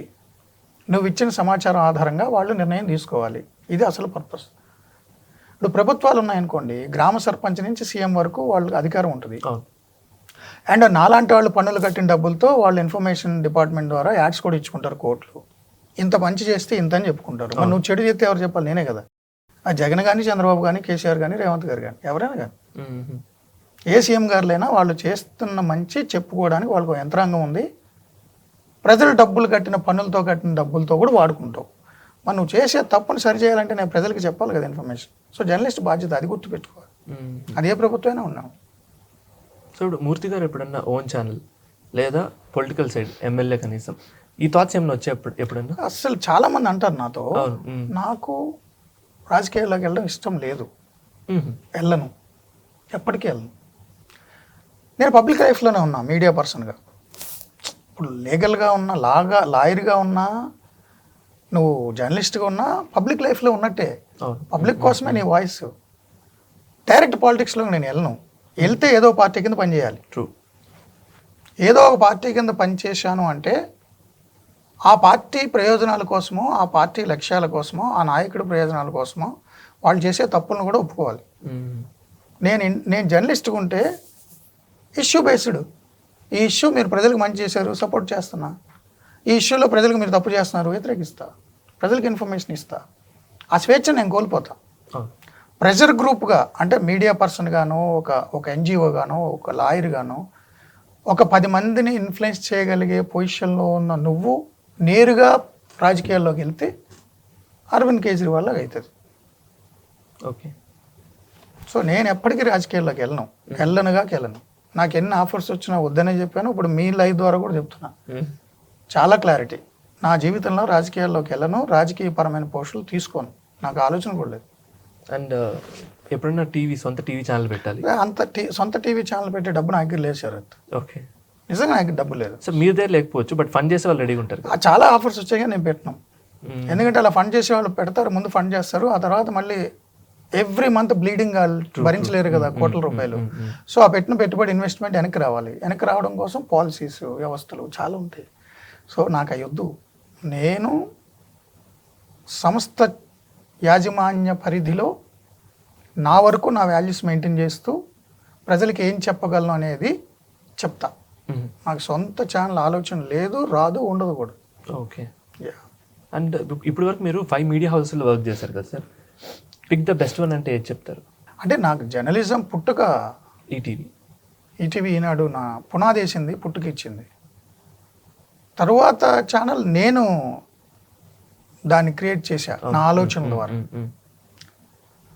తర్వాత ఏబిఎన్ ఆంధ్రజ్యోతిలో నాకు ఎండి గారు చాలా వ్యక్తిగతంగా చాలా స్వేచ్ఛ ఇచ్చారు, ఎమోషన్. సరే తర్వాత నా ఫ్రెండ్ది ఇంకో ఛానల్ పాలసీస్ వాళ్ళు బయటకు వచ్చాయి. బట్ ఎమోషనల్గా వ్యక్తిగతంగా జర్నలిస్టిక్గా నా స్వేచ్ఛ నాకు ఇవ్వడమే కాకుండా చాలా క్రైసిస్ వచ్చినప్పుడు కూడా నేను ఆలోచించకుండా నా షోల్డర్ మీద చేసింది T5 చైర్మన్ గారు. అంటే ఎమోషనల్గా నాకు మామూలు సపోర్ట్ కాదు, ఒక పెద్ద టవర్ నా అనుకున్నట్టే. ఓకే. అంటే ఆ క్రైసిస్ గురించి ఏమైనా చెప్తారా? పర్సనల్ ఇష్యూస్ ఏమొచ్చినా. సో ఎమోషనల్ అంటే నాకు జనరల్గా నేను ఎమోషనల్ ఫీల్ అవ్వను, మామూలుగానే ఉంటా. బట్ ఆ ఎమోషనల్ క్రైసిస్లో కూడా నేను ఒక సెకండ్ ఏంటి నా అనేసరికి నా భుజమే చేయి ఉంటుంది. T5 చైర్మన్ గారు ది బెస్ట్. బట్ అలాగని మిగిలిన వాళ్ళతో లేవంటే ఈనాడు చైర్మన్ గారు చాలా ఎమోషనల్ ఫీల్ అయ్యారు, నాతో చాలా ఎంకరేజ్ చేశారు. చిన్న వయసులోనే నన్ను స్టేట్ బ్యూరో చీఫ్ చేశారు. రాధాకృష్ణ గారు అయితే పర్సనల్గా చాలా ఇచ్చేశారు. అందరితో మంచిగానే ఉన్నాను నేను. ఈవెన్ లాస్ట్ ఛానల్లో కూడా నా మిత్రుడే, మంచిగానే ఉన్నా, చాలా క్లోజ్గా ఉన్నా, ఎవరితో నాకు చెడేం లేదు. బట్ నా లైఫ్లో వచ్చిన ఎమోషనల్ క్రైసిస్లో ఈ టైంలో నేను T5లో ఉండడం కరెక్ట్ అని చాలా హ్యాపీ ఫీల్ అయిన సందర్భాలు 5-6 ఉంటాయి. ఓకే. నాకు ఆ రకంగా నాకు T5 చైర్మన్ అంటే చాలా గ్రాటిట్యూడ్. సో ఇంకా లాస్ట్ వరకు T5 అనే చెప్పచ్చు. నాకు వేరే థాట్లో లేదు. ఓకే. వేరే థాటే లేదు. It's okay. మీకు మీ ఏజ్ ఎంత సార్ ఇప్పుడు? 53. ఓకే. లైక్ అలా కనపడరు, బట్ 53. సో ఇంకెన్ని ఇయర్స్ ఉందామని సార్ దీంట్లో? Do have any? అంటే నాకు టార్గెట్ ఏం లేదు, బట్ ముందు నుంచి నా థాట్ ఏంటంటే నేను యాక్టివ్గా ఉన్నప్పుడే రిటైర్ అవ్వాలి. ఓకే. యాక్టివ్గా ఉన్నప్పుడు రిటైర్ అయితే ఆ మిగిలిన క్వాలిటీ పోస్ట్ రిటైర్మెంట్ లైఫ్ క్వాలిటీతో ఉంటే, అంటే నేను నడవగలిగి తిరగగలిగి యాక్టివ్గా ఉన్నప్పుడు ప్రపంచాన్ని చూద్దామని ఒక పాలసీ. అంటే ఇప్పుడు మా తాతలు మా నాన్నలు ఊరు దాటి రాలే, జిల్లా దాటి రాలే, సరే నేను స్టేట్ దాటి వచ్చా. నెక్స్ట్ జనరేషన్ దేశాలు దాటి వెళ్ళిపోయారు. ఇప్పుడు చూస్తే స్పేస్ టూరిజం స్టార్ట్ అయింది. కాబట్టి ఇప్పుడు స్పేస్లోకి వెళ్ళాలంటే బాగా పెద్ద పెద్ద ఇండస్ట్రియలిస్టులు ఎలాంటి మస్కులు వెళ్తారేమో. బట్ ఒకసారి టెక్నాలజీ వచ్చిన తర్వాత కామన్ మ్యాన్కి అందుబాటులోకి వచ్చేయడానికి చాలా ఫాస్ట్ పేస్లో ఒక 5-10 ఏళ్ళలో వచ్చేస్తుంది. ఫస్ట్ టెలిఫోన్ గొప్ప వాళ్ళకి, ఎంపీలకి, సిలిండర్ గొప్ప వాళ్ళకి, ఇప్పుడు అందరికీ వచ్చింది. ఫ్లైట్ జర్నీ కూడా ఫస్ట్లో చాలా పెద్దవాళ్ళకి, ఇప్పుడు మామూలు వాళ్ళు కూడా వెళ్తున్నారు. అలాగే టెక్నాలజీ ఒకసారి వచ్చిన తర్వాత దాన్ని ఎక్కువ మందికి అమ్ముకోవడం కోసం ఆ సంస్థలు ఏం చేస్తాయంటే విస్తృతం చేస్తాయి. సో కామన్ మ్యాన్ కూడా అందుబాటులో తెచ్చేస్తారు. సో స్పేస్ కూడా కామన్ మ్యాన్కి అందుబాటులోకి వచ్చేస్తుంది 10 ఏళ్ళలో. సో స్పేస్లో కూడా వెళ్ళొచ్చేమో నేను. బట్ మన నెక్స్ట్ జనరేషన్ ఇతర గ్రహాలకు పోవచ్చేమో, అంగారకుడికి, మూన్కి, ఎక్కడికైనా వెళ్ళొచ్చు. అప్పటికి నేను ఉండను. బట్ నా కోరిక ఏంటంటే ఈ భూమి మీద ఉన్న మంచి అయినా చూద్దాము. ఓకే. బేసిక్గా వరల్డ్ టూర్ లాంటి. వీలైనన్ని, అన్నీ అని కాదు, వీలైనన్ని మంచి ఎక్స్ప్లోర్ చేద్దాము. మన నెక్స్ట్ జనరేషన్ లాగా మనం మూన్కి అంగారెడ్డికి వెళ్ళే పరిస్థితి లేదు, ఏజ్ అంతా ఉండదు, బహుశా స్పేస్కి వెళ్తామేమో చూద్దాం. కాబట్టి ఎక్కువ చూద్దామని కోరిక ఉంది. కాబట్టి 60-70 ఏళ్ళ వరకు జాబ్ చేస్తూ ఉండి ఆ తర్వాత ఎక్కడికైనా వెళ్దామంటే కాళ్ళు నొప్పులు ఒళ్ళు నొప్పులతో కదలలేక ఏమీ చూడలేని పరిస్థితి వద్దు. సో పోస్ట్ రిటైర్మెంట్ లైఫ్ క్వాలిటీగా ఉండాలి అనేది ఆలోచన. అందుకని 55-58 అని కాదు, మనం ఫిట్నెస్ మెయింటైన్ చేసి హెల్తీగా ఉన్నప్పుడు సో 70 కూడా పెద్ద ఇష్యూ కాదు. బట్ అందుకని నేను డెడ్ లైన్ పెట్టుకోలేదు. బట్ యాక్టివ్గా ఉన్నంత వరకు చేస్తా, యాక్టివ్గా ఉన్నప్పుడే రిటైర్ అవ్వాలని కోరిక. అది వేరే ఏదో చేద్దామని కాదు, పోస్ట్ రిటైర్మెంట్ లైఫ్ కూడా క్వాలిటీతో బతుకుతాం అంతే. స్పెసిఫిక్గా అనుకోలేదు ఈ ఏజ్ ఈ ఇయర్ అని అనుకోలేదు. అందుకని ఇప్పుడు ఒక మనిషికి ఫస్ట్ ఇప్పుడు మీరు 70 అన్నారు, సో లాస్ట్ డేస్లో ఇలా బ్రతకాలి అన్న ఒక థాట్ ఏమైనా ఉందా మీకు? అంటే నేనేమనుకుంటున్నానంటే శరత్, ప్రొఫెషన్లో నేను డే 1 నుంచి ఎలా ఉన్నానో నా లాస్ట్ షో కూడా అలాగే ఉండాలి, కాంప్రమైజ్ అవ్వద్దు. ఆఖరి షో కూడా ఇదే వాల్యూస్తో బతకాలి. ఎందుకంటే చాలామంది పెద్ద వాళ్ళు, బోల్డ్ అంతా సమాజంలో వాల్యూ పొందిన వాళ్ళు లాస్ట్ స్టేజ్లో సడన్గా ఫాలో అయిపోతారు. సో ఎందుకంటే వాళ్ళ మీద పెట్టుకున్న హోప్స్, వాళ్ళు ప్రజలు పెట్టుకున్న నమ్మకం ఒక్కసారి తుస్సుమంటది. అలా అవ్వద్దు, వాల్యూస్ మనం కాంప్రమైజ్ అవ్వద్దు, లాస్ట్ షో కూడా ఇలాగే గడుపుదాం అనేది ఒక థాట్. 2, రిటైర్ అయిన తర్వాత ఇతను వాళ్ళని వెళ్ళి డబ్బు అడుక్కుంటున్నాడు, బతకడానికి లేదంట, ఏదో అరటిపళ్ళు తిని బతుకుతున్నా అంట అనే ఫీల్ వచ్చింది అనుకో, అది నెక్స్ట్ జనరేషన్కి తప్పుడు సంకేతం. అంటే వాల్యూస్తో వెళ్తే తిండి కూడా ఉండదా, అలాంటి దరిద్రం బతుకు మనకెందుకు అనుకుంటాం. సో నా బతుకు నేను బతకగలిగేలా ఉండాలి, ఎవరి మీద ఆధారపడద్దు. అలాగే నాకేమి పెద్ద విల్లాలు కోట్లు ఆశలు లేవు. హెల్తీగా నాకు ఒకళ్ళు చేసే పరిస్థితి రాకుండా నా అంతటి నేను పని చేసుకుంటూ, నా పనులు నేను చేసుకుంటూ, డబ్బులు కూడా ఎవరి దగ్గర చేయి చాచకుండా, నా కోసం వాళ్ళు కష్టపడి వీళ్ళు కష్టపడి వీడికి సంచులు మారుస్తున్నాము, వీడు ఎప్పుడు పోతాడనే ఫీల్ రాకుండా నా పనులు నేను చేసుకుంటూ హెల్దీగా పోవాలంటే చాలు, అది నా కోరిక. Okay. And coming back to social media, మీరు రీల్స్ చూస్తారు సార్ ఇన్స్టాగ్రామ్, ఫేస్బుక్? అప్పుడప్పుడు టైం బట్టి. ఓకే, అది ఇన్ఫర్మేషన్ కోసం చూస్తారు లేకపోతే? నేను ఎక్కువ ఇన్ఫర్మేషన్ కోసమే చూస్తాను. ఓకే, సో జనరల్లీ ఇప్పుడు ఫస్ట్ ఇన్ఫర్మేషన్ కోసం ఓపెన్ చేస్తాం సార్, స్లోగా అల్గోరిథం ఏం చేస్తుంది అంటే ఎంటర్టైనింగ్ రీల్స్ చూపిస్తుంది, ఇంకా తెలియకుండా ఆస్ టుగెదర్ పాస్ అయిపోతుంది. అట్లా ఎప్పుడైనా స్టక్ అయ్యారా? Like what you? లేదు, నేను ఏ పని చేసినా పర్పస్తో చేస్తాను. ఇప్పుడు నా టైం మేనేజ్మెంట్ కూడా ఉంటుంది. నేను మార్నింగ్ 4:35కి లేస్తా. ఓకే. ఆల్ న్యూస్ పేపర్స్ చదువుతా. బుక్ క్లబ్ అని ఒక వాట్సాప్ గ్రూప్ ఉంది నా ఫ్రెండ్స్ది. ఆ బుక్ క్లబ్లో బుక్స్ గురించి డిస్కషన్ ఉంటుంది. ఓకే. కొత్త బుక్స్ ఏంటి, పాత బుక్స్ ఏంటి, ఎవరి ఒపీనియన్ ఏంటి, అది కాసేపు. విపంచి అని ఒక మ్యూజిక్ గ్రూప్ ఉంటుంది, అందులో మంచి మ్యూజిక్ కాసేపు వింటా. జిమ్కి వెళ్తా. ఓకే. స్విమ్ చేస్తా. ఆ రోజు న్యూస్ ఫాలో అవుతా. మన TV5 groups, AP TV5, Telangana TV5, core group, ఆ రోజు డే ఎలా ఉండాలనేది HODల గ్రూప్ ఉంటుంది, అవి ఫాలో అవుతా. ఆఫీస్కి వస్తా. ఆ న్యూస్ ఫాలో అవుతుండడంలో భాగంగా నేను దానికి సంబంధించిన బుక్స్, ఇప్పుడు నా కార్లో బుక్ ఉంటుంది, నా ఆఫీస్లో బుక్స్ ఉంటాయి, నా ఇంట్లో లైబ్రరీ ఉంటుంది. వీలు దొరికినప్పుడల్లా నేను బుక్ చూస్తాను. అట్లీస్ట్ రోజుకి ఒక 15 పేజీలు 20 పేజీలు. ఓకే. టైం టైం దొరికినప్పుడు. లేదు నేను ఎక్కడికైనా వెళ్ళాను అనుకోండి, క్యూలో నుంచోవాలనుకో, బుక్ చదువుకుంటా, బుక్ హోల్డ్ చేస్తాను నేను. సో ఎక్కువ ఆ యాంగిల్లో ఉంటుంది నాది. ఇన్ఫర్మేషన్ కోసం నేను రీల్స్, ట్వీట్స్ ఫాలో అవుతాను. ఇప్పుడు కేటీఆర్ గారు, ఎవరైనా, any politician, prime minister Narendra Modi అయినా, చీఫ్ మినిస్టర్స్ అయినా, సెలబ్రిటీలైనా, వాళ్ళ ఒపీనియన్ ట్వీట్లో పెడుతున్నారు. ఇప్పుడు ఇదివరకు ప్రెస్ నోట్లు ఇచ్చేవారు, ఇప్పుడు వాళ్ళ ఒపీనియన్ ఇమీడియట్గా ట్వీట్లో పెడతారు. కాబట్టి నేను సెలబ్రిటీలు, పొలిటీషియన్లు, PMలు, CMలు, రేవంత్ రెడ్డి గారు, వీళ్ళ ట్వీట్స్ ఫాలో అవుతాం. వైసీపీ అయినా, చంద్రబాబు గారిదైనా, లోకేష్ గారిదైనా, లేదా నరేంద్ర మోదీదైనా, లేదా సెంట్రల్ మినిస్టర్ అయినా, లేదా ఎవరైనా సెలబ్రిటీలైనా, సచిన్ తెండూల్కర్, ఇలా వాళ్ళ యొక్క ప్రముఖుల ట్వీట్స్ ఫాలో అవుతా న్యూస్ పర్పస్ కోసం. సో పెద్దగా నేను ఎంటర్టైన్మెంట్ కోసం రీల్స్ చూడను. మా మేనగోడలు ఎవరైనా చేస్తే పంపితే ఇది మా అంటే మా మేనగోడలు రీల్స్ చూడడం కాసేపు తప్ప, నేను నా చూపుడు వేలు సమాజానికి చూపించేలా ఉండాలి కానీ దాని రీల్స్ ఇలా అని నా చూపుడు వేలు అరగబెట్టుకోను. ఓకే. నా క్లారిటీ ఉంటుంది అది. ఓకే. నాకు డిజిటల్ డీటాక్స్ కూడా అవగాహన ఉంది నాకు. ఏది పడితే అది వచ్చిందల్లా నేను చూడను.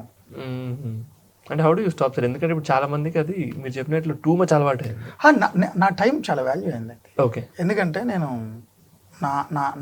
మనం వచ్చాము, ఇయర్స్ అయిపోతున్నాయి, డేస్ అయిపోతున్నాయి, సాటర్డే అయిపోతుంది, సండే వస్తుంది, సండే అయిపోతుంది, మండే వస్తుంది. సో ఇయర్స్ చూసుకుంటే మీరు ఒక్కొక్క కొవ్వొత్తున ఆర్పుకుంటూ పోతున్నారు చాలామంది. సో నాకు టైం చాలా వాల్యుబుల్.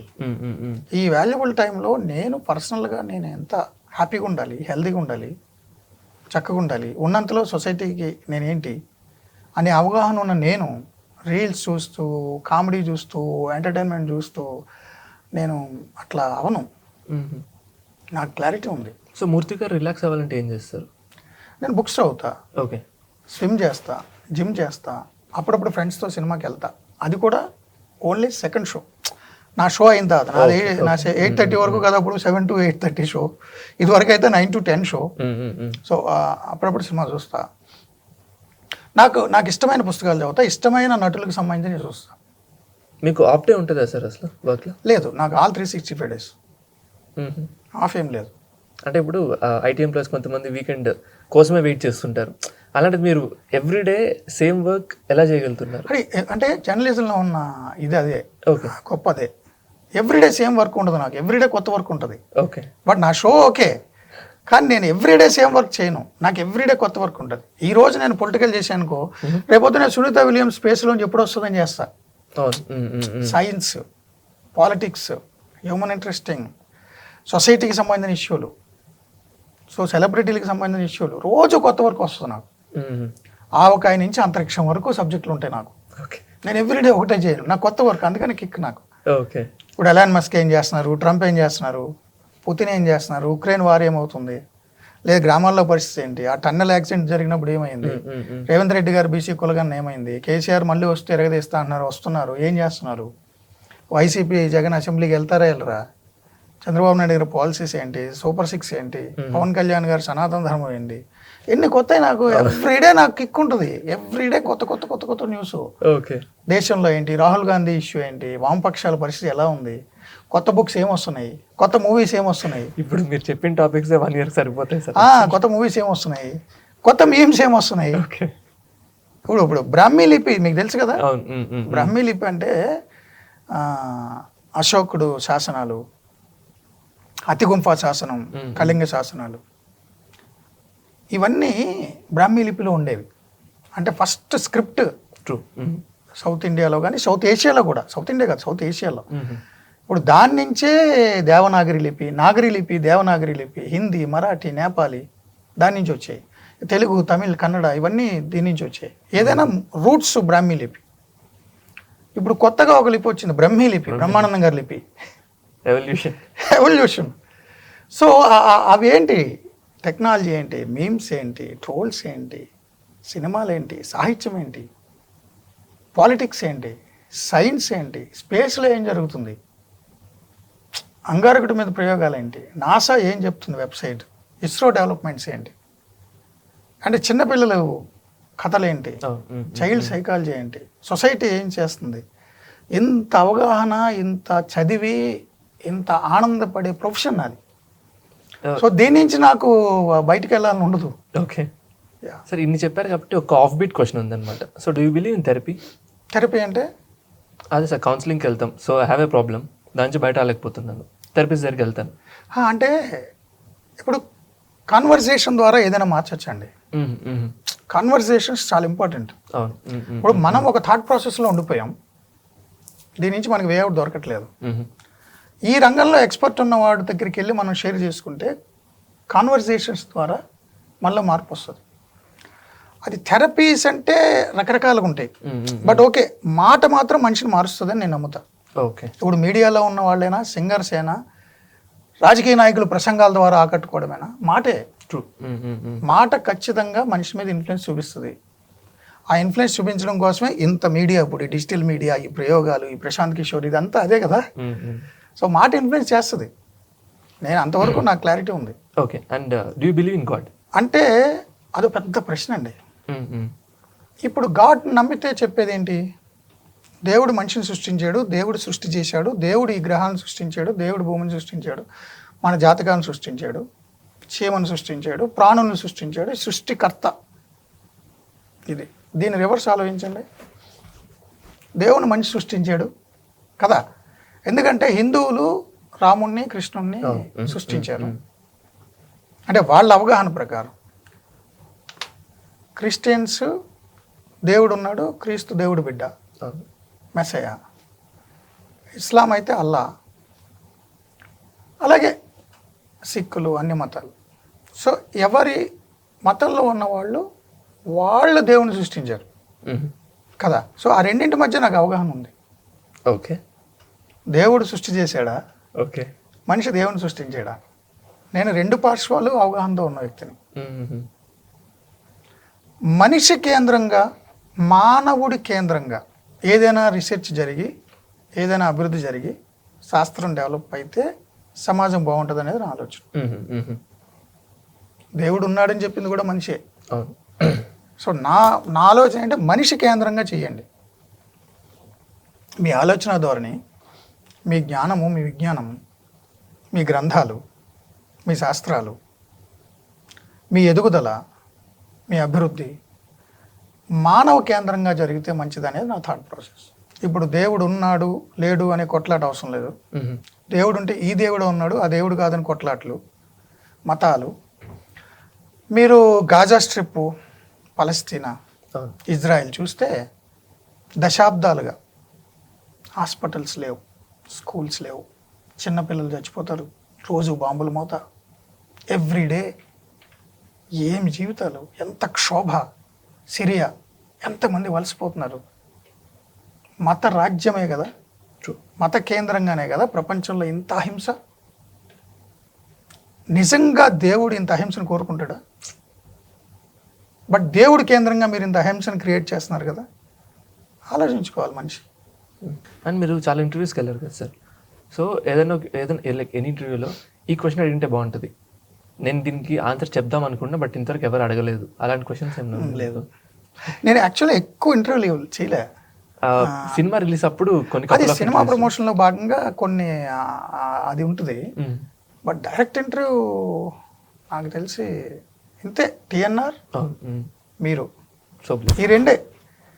అది యాక్చువల్ టిఎన్ఆర్ది కూడా సినిమా ప్లేబ్యాక్ అని నేను సినిమా యాక్ట్ చేశాను. ఓకే, అవును, చాలా కీ రోల్ అందులో టిఎన్ఆర్ కూడా యాక్ట్ చేశారు. ఓకే, ఆ సందర్భంలో చేసిన ఇంటర్వ్యూ, బట్ అతని స్టైల్లో పర్సనల్గా అది చేశారు టిఎన్ఆర్. బట్ స్పెసిఫిక్గా సినిమా లాంటి సందర్భం కూడా లేకుండా ఇచ్చిన ఇంటర్వ్యూ ఇదే. ఓకే, మిగిలిన సినిమా ప్రమోషన్ భాగంగానే ఇచ్చా. అంటే నేను ఇప్పటివరకు ఏంటంటే నేను ఇంటర్వ్యూలు చేసే ఉద్యోగం నాది. సో నేను ప్రజలకి సో సెలబ్రిటీల నుంచో, ప్రముఖుల నుంచో, సంబంధిత వ్యక్తుల నుంచో ఇన్ఫర్మేషన్ రాబట్టి ప్రజలకి ఇప్పించే ఉద్యోగం నాది. బట్ నేను ఇంటర్వ్యూ ఇస్తానని అనుకోలేదు. ఓకే, బట్ ఇది డిజిటల్ మీడియా ఎరా అదే కదా, వార్తలు చదివే వ్యక్తి వార్తల్లో మారాడు కాబట్టి నాకు స్పెసిఫిక్గా అలా ఏం అనిపించలేదు. And coming to film sets, so మీరు డైరెక్షన్ చేశారు, హౌ వాజ్ ద ఎక్స్పీరియన్స్? అంటే ఏదైనా నేను ఫస్ట్ ఎక్స్పీరియన్స్ని ఎంజాయ్ చేస్తా. సో నేర్చుకోవడంలో భాగం అది, నేర్చుకున్నా. చాలా కష్టం. ఓకే, 24 క్రాఫ్ట్స్ మీద కంట్రోల్ ఉండడమే కాదు, మిగిలిన అన్ని విషయాల మీద కూడా కంట్రోల్ ఉండాలి. నేర్చుకున్నా అంతే. అంటే one good thing, one bad thing film గురించి చెప్పమంటే, అంటే ఇప్పుడు మనం థియేటర్కి వెళ్ళి చూసే సినిమా వేరే, సినిమా సెట్లో ఉండి తీస్తున్నప్పుడు వేరే ఫీలింగ్. యా అంటే సినిమా అనేది చాలా ఇన్ఫ్లుయెన్స్ చేస్తుందండి సమాజం మీద, మనుషుల మీద. అది అన్ని రకాలుగా. అవును, సినిమా అనేది చాలా ఇన్ఫ్లుయెన్స్ చేస్తుంది. ప్రతి ఒక్కరికి ఒక ఐడియల్ హీ, ఒక ఐడియల్ షీ ఉంటారు. మ్యాక్సిమం రాజకీయ నాయకుల, అంబేద్కర్, గాంధీలా, లెనిన్లా, మార్క్సా, ఈ కాకపోతే సినిమాల్లో ఉన్న హీరోలు ఐడియల్ హీరోగా ఉంటారు. మా జనరేషన్కి ఐడియల్ హీ చిరంజీవి గారు, అంతకుముందు ఎన్టీఆర్ గారు, అంతకుముందు జనరేషన్కి ఏఎన్ఆర్ గారు, బాలకృష్ణ గారు, ఇప్పుడు జనరేషన్ కూడా బాలకృష్ణ గారు అనుకో, అది ఓకే. సో ఐడియల్ హీ చాలా ఇన్ఫ్లుయెన్స్ ఉంటుంది. సినిమా పర్సనాలిటీస్ మనమే చాలా ఇంపాక్ట్ క్రియేట్ చేస్తాయి. మా జనరేషన్లో అయితే బుక్స్ కూడా, లైబ్రరీలో బాగా చదివి పుచ్చలపల్లి సుందరయ్య గారి గురించి, వాటి గురించి చదివి బాగా ఇన్ఫ్లుయెన్స్ క్రియేట్ చేస్తుంది. ఎంటర్టైన్మెంట్ కూడా, ఎంజాయ్మెంట్ కూడా, హ్యాపీనెస్ కూడా, 2 గంటలు. సో సినిమా ఇంపాక్ట్ చాలా ఉంటుంది. నేర్చుకోవాలి చాలా. ఓకే. చూడడమే కాదు, చేయడం గురించి కూడా నేర్చుకోవడంలో భాగం. బట్ నాకున్న ఎక్స్పీరియన్స్, అనిపించింది ఏంటంటే సినిమాకి సంబంధించి నటులు తప్ప మిగిలిన వాళ్ళు అందరూ బాగా యాక్ట్ చేస్తారు. ఓకే. అందరూ ఓకే. నటులు తప్ప. నటులు యాక్ట్ చేయరు, నటులు బిహేవ్ చేస్తారు, లేదా వాళ్ళు నిజ జీవితంలో చూసిన వాళ్ళు ఇమిటేట్ చేస్తారు ఆ పర్టికులర్ క్యారెక్టర్. యాక్టర్స్ తప్ప మిగిలిన వాళ్ళు అందరూ యాక్ట్ చేస్తారు సినిమా రంగంలో. అదొకటి నా అబ్జర్వేషన్, నా ఎక్స్పీరియన్స్. సో నెక్స్ట్ ఇంకొక సినిమా తీద్దామని ప్లాన్లో? ఇప్పుడు ఏం ప్లాన్ లేదు. ప్రజెంట్ నా ఫోకస్ అంతా big news and TV5. Okay. థాట్కి లేదు, ఇప్పుడు ఎంగేజ్ అయిపోయాను నేను TV5లో, బిగ్ న్యూస్లో. ఓకే. మీ ఫేవరెట్ ఫిలిం ఏంటి సార్ రీసెంట్ డేస్లో? చాలా ఉన్నాయి, నచ్చిన సినిమాలు చాలా ఉన్నాయి, ఒకటని చెప్పలేం. ఓకే. చాలా మంచి సినిమాలు వచ్చినాయి. అండ్ స్పోర్ట్స్ చూస్తారు సార్ మీరు? చూస్తా. ఫేవరెట్ స్పోర్ట్స్ నేను ఆడేవాడిని కూడా బాగా. ఏ గేమ్ సార్? నాకు ధోని చాలా ఇష్టం. ఓకే. సో IPL కోసం వెయిట్ చేస్తున్నారు ఇప్పుడు? యా. ఏ స్పోర్ట్స్ ఆడేవాళ్ళు సార్ మీరు? నేను బ్యాడ్మింటన్ ఆడేవాడిని, క్రికెట్ ఆడేవాడిని, స్విమ్ చేసేవాడిని. So going back in life, how was your school days? అంటే అప్పుడు కూడా నాది ఇలా రెబెలియన్ భావజాలమే. ఎప్పుడు నాకు నచ్చినట్టు నేను ఉండాలి, ఫ్రీడమ్ కావాలి. ఓకే.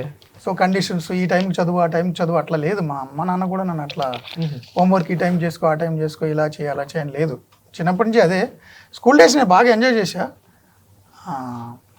నేర్చుకున్నా. స్కూల్ నుంచి నేను నేర్చుకున్నా. అది ఎక్కడ స్టార్ట్ అయిందండి సార్? సో మీడియాలోకి రావాలి అన్న పాయింట్ మీకు ఎప్పుడు స్టార్ట్ అయింది? ఇన్స్పిరేషన్ ఎవరు? కాలేజ్ డేస్ నుంచి నేను ఎక్కువ టీవీ చూసేవాడిని. దూరదర్శనం, ప్రణయ్ రాయ్ డైరెక్ట్ NDTV కాదు కానీ వాళ్ళు ఎలక్షన్స్ ఇవన్నీ సర్వేలు అవి చేసి ప్రజెంటేషన్లు అవి చేసేవారు. Opera Winfrey. నేను కాలేజ్ డేస్ నుంచి నేషనల్ ఇంటర్నేషనల్ ఛానల్స్ చూడడము, బుక్స్ చదవడము, న్యూస్ పేపర్స్ చదవడం బాగా అలవాటు నాకు. చిన్నప్పుడే మా ఇంటి పక్కనే లైబ్రరీ ఉండేది. ఓకే. మా ఇంటి పక్కనే. ఆ లైబ్రరీలో పనిచేసే ఇద్దరు కూడా ఏదో ఊర్లో పనులు, వ్యవసాయమో లేకపోతే ఏదో ఉంటే బాబు చూస్తుండు బయటికి వెళ్ళి వస్తామని వెళ్ళిపోయేవారు. ఓకే. అంటే కాకినాడ హెడ్ ఆఫీస్ నుంచి ఎవరైనా ఇన్స్పెక్షన్ ఏదో వస్తే బాగోదు కదా, అందుకని అప్పుడు మొబైల్స్ అవి కూడా లేవు కదా. సో ఎవరో ఒకరిని మమ్మల్ని కూర్చోబెట్టి ఎవరినో వస్తే ఇప్పుడే భోజనానికి వెళ్ళారని చెప్పని వెళ్ళేవారు వాళ్ళు. ఎప్పుడో వచ్చేవారు. సో నేను బుక్స్ చదువుకునేవాడిని. ఓకే. న్యూస్ పేపర్స్ బాగా చదివాడిని. నాకు చిన్నప్పటి నుంచి న్యూస్ పేపర్ మీద బాగా ఎక్కువ ఇష్టం. ఎందుకంటే ఎక్కడో హైదరాబాద్లో ఏదో జరుగుతుంది, NTR గారు ఇలా మాట్లాడారు, నాదెండ్ల భాస్కర్ రావు ఇట్లా చేశారట, అన్నీ వార్తలు కదా, అందరూ ఎదురు చూసేవారు. మా పెద్దలు, పంచాయతీ వాళ్ళు అందరూ పేపర్ కోసం ఎదురు చూసేవారు. ఆ రోజు ఏం జరిగిందో తెలుసుకునేవారు. సో ఆ న్యూస్ పేపర్ చదివే వ్యక్తి, రోజు న్యూస్ పేపర్ చదివే వ్యక్తి దగ్గరికి మిగిలిన వాళ్ళు వచ్చి అయ్యగారు ఇవాళ ఏంటండి, అయ్యగారు ఇవాళ ఏంటండి అని అడిగేవారు. సో అతను వాళ్ళకి హీరో.